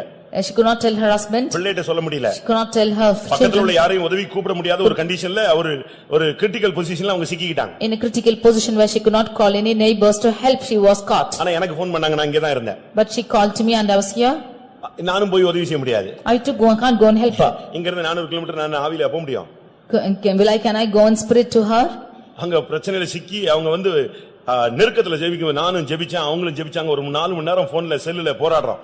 She was entangled in that problem and we for 4 hours were striving in prayer. But கதவை கர்த்தர் உடைக்கிறதுக்கு அவனுக்கு பலன் கொடுக்கல. ஏன்னா ஓவர் தண்ணில அவனால ஒண்ணும் பண்ண முடியல. And he was having the strength to knock at the door and because he was drunk to that extent. அந்த வெறி அடங்காம, and because his thing அந்த did not, கோபம் அடங்காம, his fury did not go down. டியூப்லைட்ட உடைச்சு கையில குத்திக்கிட்டான். He pulled down the tube light and got his hand. அந்த sister கதவுக்கு உள்ளுக்குள்ள முழங்கால்ல நிக்குது, அவன் வெளிய நின்னு தட்டறான். நான் இங்க இருக்கறேன். And that sister is kneeling down in that house and I am here. He is standing outside the door and knocking. நான் இங்க நாசரேத்துல இருக்கேன். I am here in Nazareth. ஒரே ஜெபம். We were praying. இப்போ கர்த்தர் அந்த சிஸ்டர்ட்ட சொன்னாரு, Now to that sister the நீ Lord அவனை said, காணாதிருப்பாய். you shall not see him. அப்ப நான் சொன்னேன், அப்ப செத்துட்டான்னு அர்த்தம், முடிஞ்சு போச்சு. Then I said, it is over. He is going to die. இனி பார்க்க மாட்டேன்னு சொன்னா அவன் தான் வீட்டு ஓனர். அவனை பார்க்காம இருக்கணும், நைட் நைட் வீட்டை காலி பண்ணணும். அப்படி நடக்காது. அப்ப நான் சொன்னேன், ரைட், ஜட்ஜ்மென்ட் முடிஞ்சிருச்சு, அவன் செத்தான்னு சொன்னேன். He is your house owner, therefore you cannot be without seeing him. If the Lord is saying like this, then the judgment is coming and he will die. இவங்க காலையில கதவே திறக்கல. She did not open the door in the morning. 4:30 மணிக்கு அவன் போய்ட்டான். And he went off by 4:30. இந்த இடத்துல இருந்து மாடியில இந்த இடத்துல இருந்து அந்த இடத்துக்கு தாண்டி இருக்கான். He jumped from this corner of கையில the ஏற்கனவே stairs. டியூப்லைட் உடைச்சு குத்திட்டான் இல்லையா, blood போயிடுச்சு. Already he pricked himself with that tube light which is broken and the blood was gushing out. தண்ணி போதையில அடுத்தடுத்து குதிச்சான் இல்லையா, கால் மாறி கீழே விழுந்து அடிபட்டு காதுல ரத்தம் வந்து அங்கேயே மயங்கிட்டான். And he being fully drunk, he jumped up from the stairs and he fell down and there the blood came out of his ears and he இவங்க fainted. காலையில 7 மணி வரைக்கும் கதவே திறக்கல. Till 7 she did not open the door. காலையில 7 மணிக்கு வந்து அந்த செத்து அந்த கிடந்தானே அவன் தம்பி வந்து கதவை தட்டினான். Finally at 7 that brother of that boy man who was dead came and knocked the door. எங்க அண்ணனுக்கு என்ன நடந்துச்சுன்னு ஏதாவது தெரியுமா? Does anybody knows what happened to my brother? நைட்ல ஏதாவது இங்க ஏதாவது பிரச்சனை நடந்துச்சா? Was there any problem here at night? யாராவது வந்து எங்க அண்ணனை அடிச்சாங்களா? Did anybody come and beat my brother? தெரியலையே, ஒண்ணுமே தெரியலையே. He said I do not know anything. நீங்க ஏதாவது சத்தம் கேட்டுச்சா? Did you hear any noise? இல்லவே இல்ல, தெரியாது, நான் தூங்கிட்டேன். She said no, I don't know, I have slept. இல்ல அவர் ரொம்ப சீரியஸா இருக்காரு, நாங்க தூக்கிட்டு போறோம். And he said that he is very serious and carried them. சாயங்காலம் 6 மணிக்கு ஆல் அவுட், செத்துட்டான். That evening 6 that man died. நம்புறீங்களா? Will you believe? அப்படி அவங்க பார்க்கவே இல்ல. She did not see him at all. யாருக்குமே தெரியாது. Nobody knew. ஆனா நடந்தது உண்மை. But what happened was true. எதுக்கு இத சொல்றேன்னா, why I tell you this நீ is, கட்டுகிறது கட்டப்படும். what you bind நீ will be bound. அவிழ்க்கிறதே கட்டவிழ்க்கும். What you let loose the bounds will be bound. நம்ம அந்த அளவுல ஜெபத்துல ஜீவனை கொடுக்கணுங்க. To that extent we should give life in prayer. ஒருத்தனை போய் ஒருத்தன் அடிச்சிட்டான், நீ அவனை போய் அடிக்கிற வேகத்தை எங்க காட்டு? ஜெபத்துல காட்டு. If one is beating another person, you show that speediness of that beating in prayer. எங்களுடைய போராயுதங்கள் மாம்சத்துக்குரியவைகள் அல்ல, அரண்களை நிர்மூலமாக்கத்தக்க தேவ பலமுள்ளவைகளாக இருக்கிறது. Our warfare is not that which is striving against this flesh, but it is the strength of God which is destroying the நம்ம task. எதிர்த்து பேசினா தப்பு. எதிர்த்து பேசிட்டாமா. If we have to resist and speak, it is wrong. தாறுமாறா பேச முடியாது. You cannot speak purposely. அடிதடி போட முடியாது. You cannot beat. நம்ம போய் முழங்கால் தான் போட முடியும். We can only kneel down. நீ சும்மா இரு, கர்த்தர் யுத்தத்தை தொடங்குவார், ஸ்டார்ட் பண்ணுவார். You be silent and the Lord will start your battle. ஜெபங்களிலே நீங்கள் போராடுங்க. You should wrestle in prayer. ரோமர் 15:32ல சொல்றாரு பவுல், நான் போராடுகிறது போல நான் ஜெபங்கள்ல போராடுறேன்னு சொல்றாரு. In Romans 15:32 St. Paul says that I have wrestled in prayer. ஜெபங்கள்ல அப்படியே நிப்பது ஜீவனை கொடுக்கிறது. and standing in prayer and giving life like that. நீங்க உங்க பிள்ளைகள்ட்ட புருஷன்ட்ட எல்லாம் போராடிட்டு இருக்கீங்க, அது வின் பண்ணவே முடியாது. You are striving with your husband and children, that cannot win at all. உங்களை அள வச்சு வேடிக்கை பார்க்கிறது அவங்களுடைய சுபாவம். ஆனா நீ அழுதனா உன் கண்ணீரை துடைப்பது இயேசுவின் சுபாவம். It's his nature to make you to cry and see your tears, but to wipe your tears is the nature of Jesus. அன்னாள் சக்கலத்தி முன்னால அழுதுகிட்டே இருந்தா, பதிலே கிடைக்கல. Hannah was crying before her sister, but she did not have any reply. புருஷன் முன்னால அழுவா, அவன் சொல்லுவான், இல்ல இல்ல நீ சாப்பிடு, உனக்கு எக்ஸ்ட்ரா வேணா கொஞ்சம் பங்கு தர்றேன்னு சொல்லுவான். அவ்வளவுதான் அவனுக்கு முடிஞ்ச கதை. She used to cry before her husband. He will ask to eat. I will give you the extra share. தேவனுக்கு முன்பாக போய் அழுதாள், கர்த்தர் அற்புதம் செய்தார். But she went and cried before the Lord, and the Lord made a miracle. ஜெபங்களில் போராடுவது ஒரு பெரிய கலை. Striving in prayer or wrestling in prayer is a great ஒரு பெரிய சாதனை அது. It is a great event. ஒரு தேவனுடைய பிள்ளைங்கிறது ஜெபத்துல போராடலன்னா பிரயோஜனம் இல்ல. If a child of God does not strive in prayer, it's of no use. மீன் குஞ்சுக்கு எதுக்கு சொல்லி கொடுக்க வேண்டாம்? நீந்திரதுக்கு சொல்லி கொடுக்கணுமா? For the small fish, it's not needful for you to go ask to swim. மீன் தொட்டி வச்சிருக்கீங்களே, மீன் குஞ்செல்லாம் பொரிக்கும்போது பாத்துக்கிட்டே இருக்கீங்களே, அது நீங்க சொல்லி கொடுக்கறீங்களோ daily? You have the small fishes. இப்படி அடிலாம் சொல்லி கொடுக்கறீங்களா? அதுக்கு சொல்ல வேண்டியதில்லை. அது வெளியே குஞ்சு முட்டையில இருந்து வெளியே வந்த உடனே அது பாட்டுக்கு என்ன செய்யும்? நீந்தும். After it is hatched out of its egg itself, it will swim. அதுபோல ஒரு நல்ல ஊழியக்காரனுக்கு விசுவாசிக்கு முழங்கால் போடு, ஜெபி, கண்ணை மூடு, ஆவியில் நிரம்பு சொல்ல வேண்டியதில்லை. அவன் தானாவே கண்ணை மூடினாலே prayer life ஆவியானவர் இறங்கிடுவார். Like this, for a good believer or a servant of God, there's no need for him to be asking to kneeling down or close your eyes and pray. He will close his eyes automatically and pray. யோபு சொல்லுகிறார், போராட்டத்தின் மேல் போராட்டம் அதிகரிக்கிறது. Job says that indignations are increased. அதே யோபு சொன்னார், ஆசீர்வாதத்தின் மேல் ஆசீர்வாதம் வருகிறது. And that same Job said that blessings upon blessings are coming upon me. அப்படிதானே? இரட்டிப்பான ஆசீர்வாதத்தால் கர்த்தர் அவனை நிறைத்தார். And the Lord filled him with double fold of blessings. போராட்டத்தின் முடிவு நீ இரட்டிப்பாய் ஆசீர்வதிக்கப்படுவதாய் அமைய வேண்டும். The end of your problem that you should be double fold blessed. போராட்டத்தின் முடிவில் நீ இல்லாமல் போய் விடக் கூடாது. You should not be found without the end of போராட்டத்தின் முடிவில் நீ இரட்டிப்பான ஆசீர்வாதத்தோடு ஷைன் பண்ண வேண்டும். At the close of your problem, you should shine out with double fold blessings. உன்னோடு போராடினவர்களை நீ காண மாட்டாய் என்று ஏசாயா 41 சொல்லப்பட்டிருக்கிறது. In Isaiah 41, it is said that those who struggle with you, you shall not find. ஏசாயா 41:12 உன்னோடு போராடினவர்களை இனி நீ காண மாட்டாய். Isaiah 41:12, you can see that those who walked with you can be not saved. எத்தனை பேர் வாழ்க்கையில போராட்டத்தின் மேல் போராட்டம் அதிகரிக்கிறது என்று நீங்கள் துவண்டு போயிருக்கிறீர்கள். நீங்கள் துக்கப்படாதிருங்கள். இன்றைக்கு கர்த்தர் கிருபையின் மேல் கிருபையையும் மகிமையின் மேல் மகிமையையும் பலத்தின் மேல் பலத்தையும் கர்த்தர் இந்த கூட்டத்திலே உங்களுக்கு கட்டளையிட போகிறார். How many of you are wearied with the problems which are facing you today? In this meeting, the Lord is going to give you grace upon grace, strength upon strength, and glory upon glory. எனக்கு போராட்டம் அதிகரிக்கிறது போல கிருபையும் பலனும் மகிமையும் அதிகரிக்க வேண்டும், நான் ஜெயிக்க வேண்டும் என்று சொல்லுகிறவர்கள் கண்களை மூடுங்கள். As much as the problems are increased, the grace, the glory, and the strength should increase. Those who desire like this, close your eyes. உனக்கு போராட்டம் என்கிற ஒரு பாதையில உன்னை கொண்டு வந்து நிறுத்தும் பொழுது கர்த்தர் கிருபையும் பலனையும் உன்னை நிரப்பி உன்னை நிறுத்துவார். When the Lord is bringing you to the pathway of problems, he will also fill you with grace and glory. கர்த்தருடைய பரிசுத்த நாமத்துக்கு மகிமை உண்டாவதாக. Glory be to the holy name of the Lord. போராட்டத்தின் மேல் போராட்டம் அதிகரிக்கட்டும், ஆனால் இதுவேளுக்கு மத்தியிலே கிருபையின் மேல் கிருபையும் அதிகரிக்கட்டும். Let indignations keep on its increase, and above this the grace upon grace will increase. போராட்டத்தின் மேல் போராட்டம் அதிகரிக்கட்டும், மகிமையின் மேல் மகிமை அடைந்து மறுரூபம் அடைவோம். Let the problems increase upon its increase, and we will attain from glory to glory. போராட்டத்தின் மேல் போராட்டம் அதிகரிக்கட்டும், நாம் பலத்தின் மேல் பலன் அடைந்து தேவ சந்நிதி நோக்கி பயணப்படுவோம். Let the problems keep on its increase, but let us go on from strength to strength to the presence of ஒன்றை God. சத்தியத்தை நீங்கள் புரிந்து கொள்ள வேண்டும். One thing you should understand the truth. நீ போராடுகிற அந்த விசுவாசத்துக்கு ஒரு பயங்கர பயிற்சி, ஒரு பரீட்சை உண்டு. Unto the faith that you are struggling, there is a great struggle. எந்த போராட்டம் வந்தாலும் விசுவாசத்தை நீ விடக்கூடாது. Whatever problem might come, you should not leave your faith. எந்த போராட்டம் அதிகரித்தாலும் விசுவாசத்தை நீ காத்துக்கொள்ள வேண்டும். Whatever problems may on its increase, you should keep your faith. எத்தனை பேர் அப்படி விசுவாசிக்கிறீர்கள்? How many of you believe like this? பாவத்தின் மேல் பாவம் வரட்டும். Let sin come upon sin. இயேசுவின் நாமத்திலே கிருபையின் மேல் கிருபையை பெற்றுக்கொள். In the name of Jesus, receive grace upon பாவம் grace. பெருகின இடத்துல கிருபை பெருகினது என்று வேதம் சொல்லுகிறது. Where sin did much abound, the grace did also much அப்படின்னா என்ன abound. அர்த்தம்? What is the meaning of பாவத்தின் this? போராட்டம் அதிகரிக்கும் பொழுது கிருபையின் அதிகரிக்க ஆரம்பிக்கிறது. When the struggle of sin is increasing, grace is also increasing. எத்தனை பேர் அப்படி விசுவாசிக்கிறீங்க? How many of you believe this? கர்த்தாவே, இந்த போராட்டத்தின் மத்தியில எல்லாவற்றிலும் நான் நிற்க வேண்டும், ஜெயிக்க வேண்டும், நான் வெற்றி பெற வேண்டும், நான் பிரதிபலனை பெற்றுக்கொள்ள வேண்டும். Lord, in the midst of all these problems, I I should stand against it and should overcome it and receive my reward. போராட்டம் உத்தமத்தை நிலைநிறுத்தும்படியாக.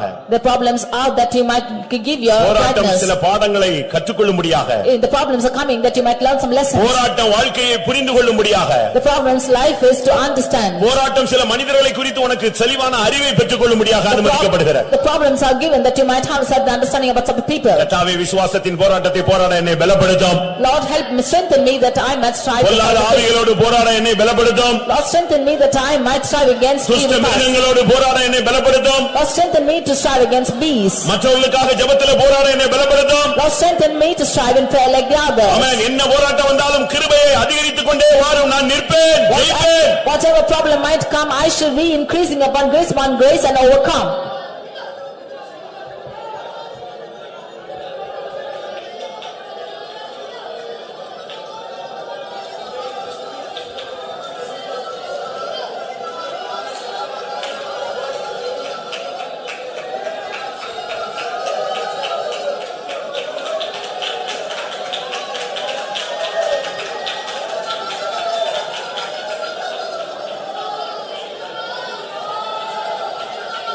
ஆமென்.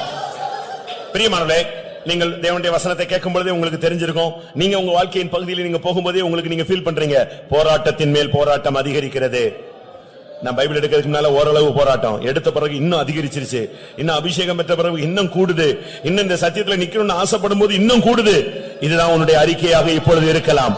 ஆனா இனிமேல் இந்த போராட்டத்தின் மத்தியிலே கிருபையின் மேல் கிருபை பெருகுகிறது என்று நீ சொல்ல வேண்டும். ஹல்லேலூயா. ஆமென். பலத்தின் மேல் பலன் அடைகிறேன் என்று சொல்ல வேண்டும். ஹல்லேலூயா. ஆமென்.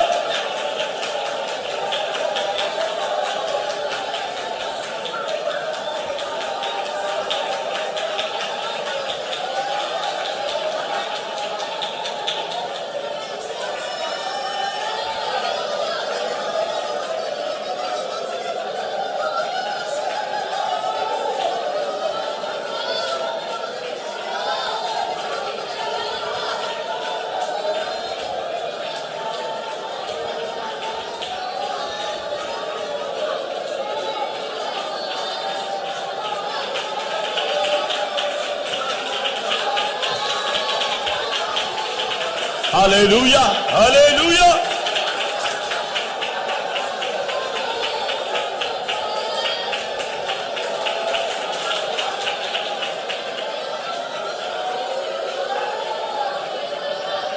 ஆமென்.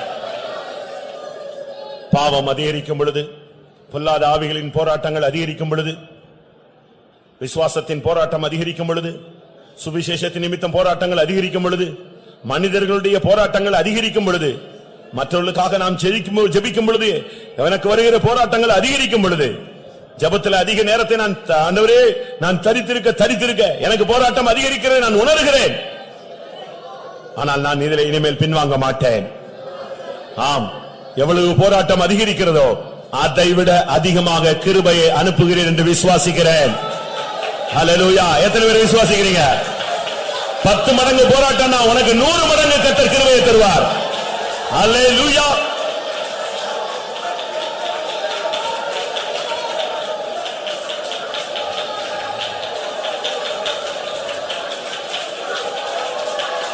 விக்கரபக்கதிரபக்கரி விக்கரபக்கதிரமனம் திரிபிகனமங்கரமன்.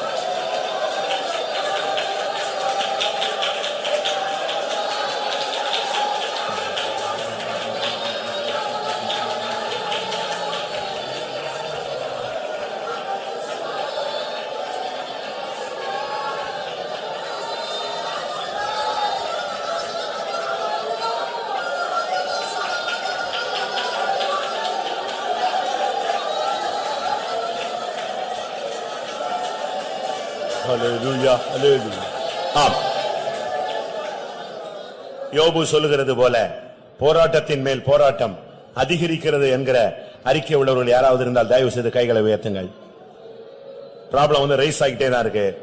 நான் ஜெபிக்கிறேன், உபவாசிக்கிறேன், பிரதிஷ்டை பண்றேன், எவ்வளவோ நான் இப்போ என்னை கட்டுப்படுத்துறேன், எவ்வளவோ நான் காரியத்தை சரிப்படுத்திக்கிட்டு இருக்கேன், என் மைண்ட் எல்லாம் பக்குவப்படுத்திக்கிட்டு இருக்கேன், அழகா செட் பண்ணிட்டே இருக்கேன், பட் ப்ராப்ளம் மட்டும் ரைஸ் ஆகிட்டே இருக்கு அப்படின்னு சொல்றவங்க மட்டும் கை வைத்துங்க. பயப்படாதீங்க. எல்லாரும் கை வைத்தினவங்களுக்காக இப்ப எல்லாரும் முழங்கால் போட்டு ஜெபிக்க போறோம். இயேசுவின் நாமத்துல யோபு அன்றைக்கு சொன்னது போல இன்றைக்கு ஒரு கூட்டம் ஜனங்கள் சொல்லிக் கொண்டிருக்கிறார், போராட்டத்தின் மேல் போராட்டம் அதிகரிக்கிறது. யோபு அந்த போராட்டத்தில் தோற்று போகவில்லை, சத்துருதான் தோற்று போனான். யோபு அந்த போராட்டம் முடிந்த பின்பு ரெட்டிப்பாய் ஆசீர்வதிக்கப்பட்டான். அதுபோல இந்த கூட்டத்தில் கை வைத்திருக்கிற ஒவ்வொருவரையும் இந்த போராட்டத்தில் ஜெயிக்க வைத்து ரெட்டிப்பான நன்மைகளால் முடிசூட்ட முடியாது. எல்லாரும் போராடுவோம். ஹல்லேலூயா.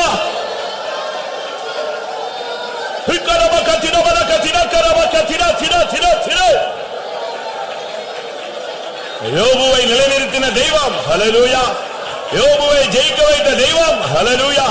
யோபுவை இரட்டிப்பாய் ஆசீர்வதித்த தெய்வம்.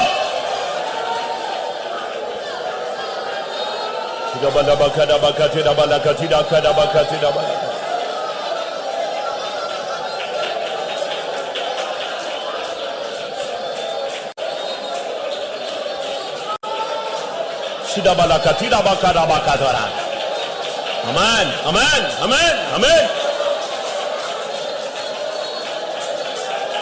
ஆமா, பாஸ்டர் டியூ அவர்கள் சொன்ன வார்த்தை, நீ ஒரு அடி தேவனை நோக்கி அடி எடுத்து வை, அவர் உன்னை நோக்கி 100 அடி எடுத்து வைப்பார். ஆமென். பாருங்க, இளையகுமாரன் திரும்பி வர்றான், உருக்குலைந்து நொறுங்கி போய் அவன் ஒரு தருத்திரவாசியாக துர்நாற்றம் உள்ளவனாக ஒண்ணுமே இல்லாம வர்றான். ஆனா தகப்பன் ஓடினான், தன்னுடைய பங்களாவை விட்டு வெளியே ஓடினான். ஏனென்றால் அவனுடைய பார்வையெல்லாம் அந்த வழியிலேயே இருக்கு, வழி மேல வெளி வைத்து காத்திருக்கான், என் பிள்ளை வருவான். ஆமென். அதுபோல நீ தேவனை நோக்கி போராட்டத்தில் தேவனை நோக்கி பார், கிருபையை கர்த்தர் உனக்கு நிறைவாய் அனுப்புவார். நீ ஒரு அடி எடுத்து வை, இந்த போராட்டத்தில் கர்த்தர் உன்னை நோக்கி 100 அடி எடுத்து வைத்து வருவார். ஹல்லேலூயா, ஹல்லேலூயா.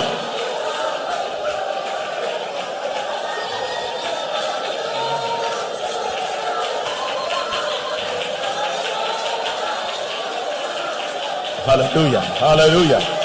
ஆமா, ஜொரத்தினுடைய டெம்பரேச்சர் கூடிருச்சுன்னு சொல்றீங்க, சுகரோட ரேஷியோ கூடிருச்சுன்னு சொல்றீங்க, வெள்ளை அணுக்கள் சிவப்பணுக்கள் இதனுடைய கவுண்ட் கூடிருச்சு குறைஞ்சிச்சுன்னு சொல்றீங்க. அதனால நான் பலவீனப்பட்டேன், வியாதி அதிகரிச்சிருச்சு, இத்தனை பெர்சன்டேஜ் கூடிருச்சுன்னு. இன்னைக்கு கர்த்தர் உனக்கு சொல்றார், எந்த போராட்டம் உனக்கு எதிர்த்து நின்னாலும் அதை விட அதிகமான கிருபையை நான் தருகிறேன். ஆமென். ரிசீவ் பண்ணிக்கோங்க, பெற்றுக்கொள்ளுங்க, உங்க பாத்திரத்தை நிரப்பிக் கொள்ளுங்க. நிறைவானது வரும்பொழுது குறைவானது ஒளிந்து போகும். ஹல்லேலூயா. வியாதியை மேற்கொள்ளக்கூடிய சுகம், போராட்டத்தை ஜெயிக்கக்கூடிய கிருபை, பலவீனத்தை மேற்கொள்ளக்கூடிய பலம், தரித்திரத்தை மேற்கொள்ளக்கூடிய ஆசீர்வாதம், பாவத்தை மேற்கொள்ளக்கூடிய பரிசுத்தம்.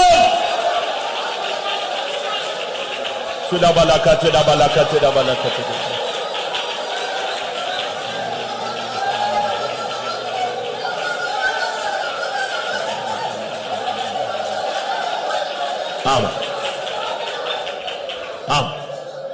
ஒரு காலத்துல யுத்தம்னா பயந்து தடுமாறின ஆள் இப்ப சொல்றான், உம்மாலே ஒரு சேனைக்குள் நான் பாய்ந்து போவேன், என் தேவனால் நான் மதில்களை தாண்டுவேன். எத்தனை பேர் அப்படி சொல்ல முடியும்? இந்த கூட்டத்துக்கு வரும் வரைக்கும், இந்த பிரசங்கத்தை கேட்கிற வரைக்கும் போராட்டத்தின் மேல் போராட்டம், சத்துருவின் மேல் சத்துரு, எதிர்ப்புகளுக்கு மேல் எதிர்ப்பு, தரித்திரத்தின் மேல் தரித்திரம், வியாதியினுடைய பெர்சன்டேஜ் கூடிக்கொண்டே இருந்தது. ஆனா இப்ப அந்த கூட்டம் முடிய போகுது. எல்லாத்தையும் ஓவர்டேக் பண்ற அளவுல கிருபையை கர்த்தர் தரப்போகிறார், பலனை தரப்போகிறார், கர்த்தர் மகிமையை தரப்போகிறார். நீ பெற்றுக்கொள்ளாமல் திரும்பி போகாதே. ஆமென். உம்மாலே நான் ஒரு மதிலை தாண்டுவேன், என் தேவனாலே. ஹல்லேலூயா. உம்மால் ஒரு சேனையில் பாய்ந்து செல்லுவேன், என் தேவனால் நான் மதிலை தாண்டுவேன். ஹல்லேலூயா. ஆமென். ஹல்லேலூயா, ஹல்லேலூயா, ஹல்லேலூயா. ஆமென். நீங்கள் சில காரியங்களை யோசித்து வைத்திருக்கலாம், சில முயற்சிகள் எடுத்திருக்கலாம், சில பிளான் உங்க மைண்ட்ல இருக்கலாம், அதற்காக நீங்கள் பல விதங்களில் பிரயாசப்பட்டுக் கொண்டிருக்கலாம். அதெல்லாம் அப்படியே வெளியே தள்ளுங்க. இதை ஜெயிக்கிறதுக்கு ஒரே வழி கிருபைதான். ஹல்லேலூயா. கிருபையை ஃபில் பண்ணுங்க. ஆமென். ஆவியில, ஆத்துமா, சரீரத்துல கிருபையை ஃபில் பண்ணுங்க.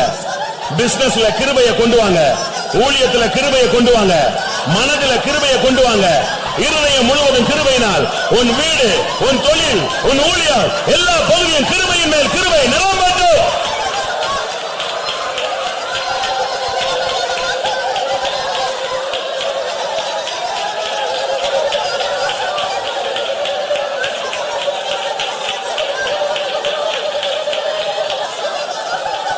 ஆமென். ஒரு தீர்க்கதரிசியுடைய மனைவியின் இடத்துல பெரிய தீர்க்கதரிசி கேட்கிறான், உன்கிட்ட என்ன இருக்கு அதை சொல்லு. உனக்கு பிரச்சனை இருக்கு, அது நல்லா தெரியுது. உன் புருஷன் கடன் வாங்கிட்டான், செத்து போயிட்டான், உன் பிள்ளைகளை அடிமைப்படுத்துறாங்க. இப்ப இதுல இருந்து நீ தப்பணும். உனக்கு தான் பயங்கர போராட்டம். 2 பிள்ளையும் அடிமையாக போகுது. அதுக்காக நீ கண்ணீர் வடிக்கிற. கரெக்ட். உன்னிடத்துல என்ன இருக்கு அதை சொல்லுன்னு கேட்டான். அவ சொன்னா, என்கிட்ட கொஞ்சோண்டு ஒரு குடம் என்ன இருக்கு. ரைட், அதை கொண்டு வா, அதை நான் டெவலப் பண்ணி தரேன்னு சொன்னான். அதுபோல இந்த போராட்டத்தில் ஜெயிக்க முடியாதபடி பயங்கர அடிமைத்தனத்தின் போராட்டத்தில் நீ சிக்கி ஏதோ கொஞ்சம் அபிஷேகத்தோடு நீ முழங்கல்ல நிக்கிற. அது அப்படியே கர்த்தருடைய கையில கொடு. அபிஷேகத்தை டெவலப் பண்ணட்டும், கிருபையை பலப்படுத்தட்டும், தேவனுடைய வல்லமை உன்னை நிரப்பட்டும். ஹல்லேலூயா. உன் பாத்திரம் நிரம்பி வழியட்டும். ஹல்லேலூயா. தேக்கல பக்கத்துடா தோற்று போனவனாய் அல்ல, ஜெயாலியாய் திரும்பி போ.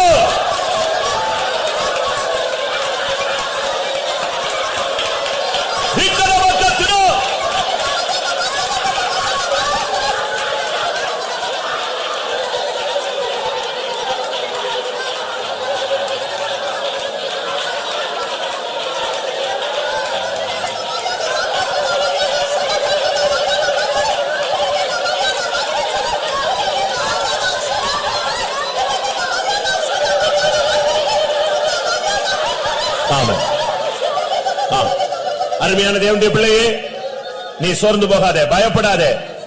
எல்லாம் குறைஞ்சு போயிடுச்சு, ஒண்ணுமே இல்ல, இனி இருக்கிறது கொஞ்சம் தான். இதை வச்சு நான் எப்படி வாழ்நாளெல்லாம் ஓட முடியும்?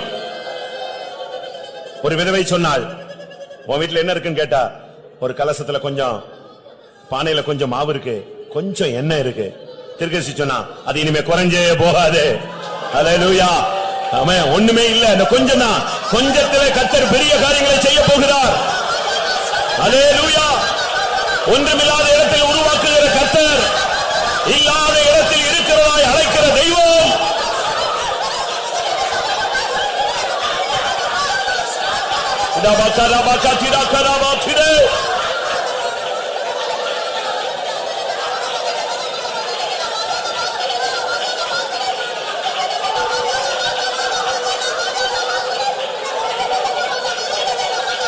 Hallelujah, hallelujah. Amen, amen, amen. பலத்தின் மேல் பலன் அடைந்து நாம் தேவனுடைய சந்நிதியிலே நிற்கக்கூடியவர்கள். கர்த்தர் உன்னை பலப்படுத்தி இருக்கிறார், உன்னை மகிமைப்படுத்தி இருக்கிறார், கிருபையினால் உன்னை நிறைத்திருக்கிறார். இனி உள்ள போராட்டங்கள் ஜெயத்தின் போராட்டங்களாய் மாறப்போகிறது. அது நல்ல போராட்டமாய் மாறப்போகிறது. அவன் நல்ல போராட்டத்தை போராடு.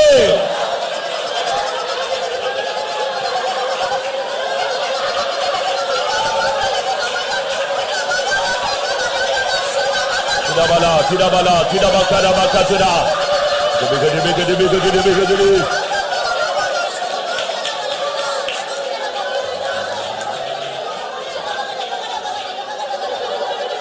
ஆமாம். நேற்று ஒரு சகோதரன் சொன்னார், ஐயா, நான் தேவ சமூகத்தில் போய் பலத்தை பெற்றுக் கொள்வதில்லை. எனக்கு ஆச்சரியமா இருந்துச்சு. தேவ சமூகத்தில் போய் பலத்தை பெற்றுக் கொள்ள மாட்டேன். இல்ல, பலன் ஏற்கனவே எனக்குள்ள இருக்கு. நான் தேவ சமூகத்துக்கு போனா பலத்தின் மேல் பலன் பெற்றுக் கொள்கிறேன்னு சொன்னான். ஆச்சரியமா இருந்தது அந்த விசுவாசினுடைய அறிக்கை. உங்களில் எத்தனை பேர் இன்னைக்கு பலத்தின் மேல் பலன் பெற்றிருக்கிறீர்கள்? ஆமென். கிருபை அல்ல, கிருபையின் மேல் கிருபை. ஹல்லேலூயா, ஹல்லேலூயா. திடபக்கரபக்க திடபான்யா. ஆமா. வரும்பொழுது போராட்டத்தின் மேல் போராட்டம் அதிகரிக்கிறது என்ற அறிக்கையில் வந்தேன். இப்பொழுது நான் திரும்பி போகும் பொழுது கிருபையின் மேல் கிருபை பெற்றவனாய் போகிறேன் என்று சொல்லுவோம். கரங்களை வைத்து ஸ்தோத்திரம் பண்ணுவோம். Praise the Lord, praise the Lord, praise the Lord, praise the Lord, praise the Lord, praise the Lord, praise the Lord. ஆமென். வரும்பொழுது பலவீனத்தின் மேல் பலவீனம் என்னை தாக்கினது. ஆனால் இப்பொழுது கர்த்தருடைய வார்த்தையின் மூலமாகவும் வல்லமையின் மூலமாகவும் பலத்தின் மேல் பலனடைந்து திரும்பி செல்கிறேன். அப்படிப்பட்ட அனுபவங்கள் கரங்களை வைத்து ஸ்தோத்திரம் பண்ணுவோம்.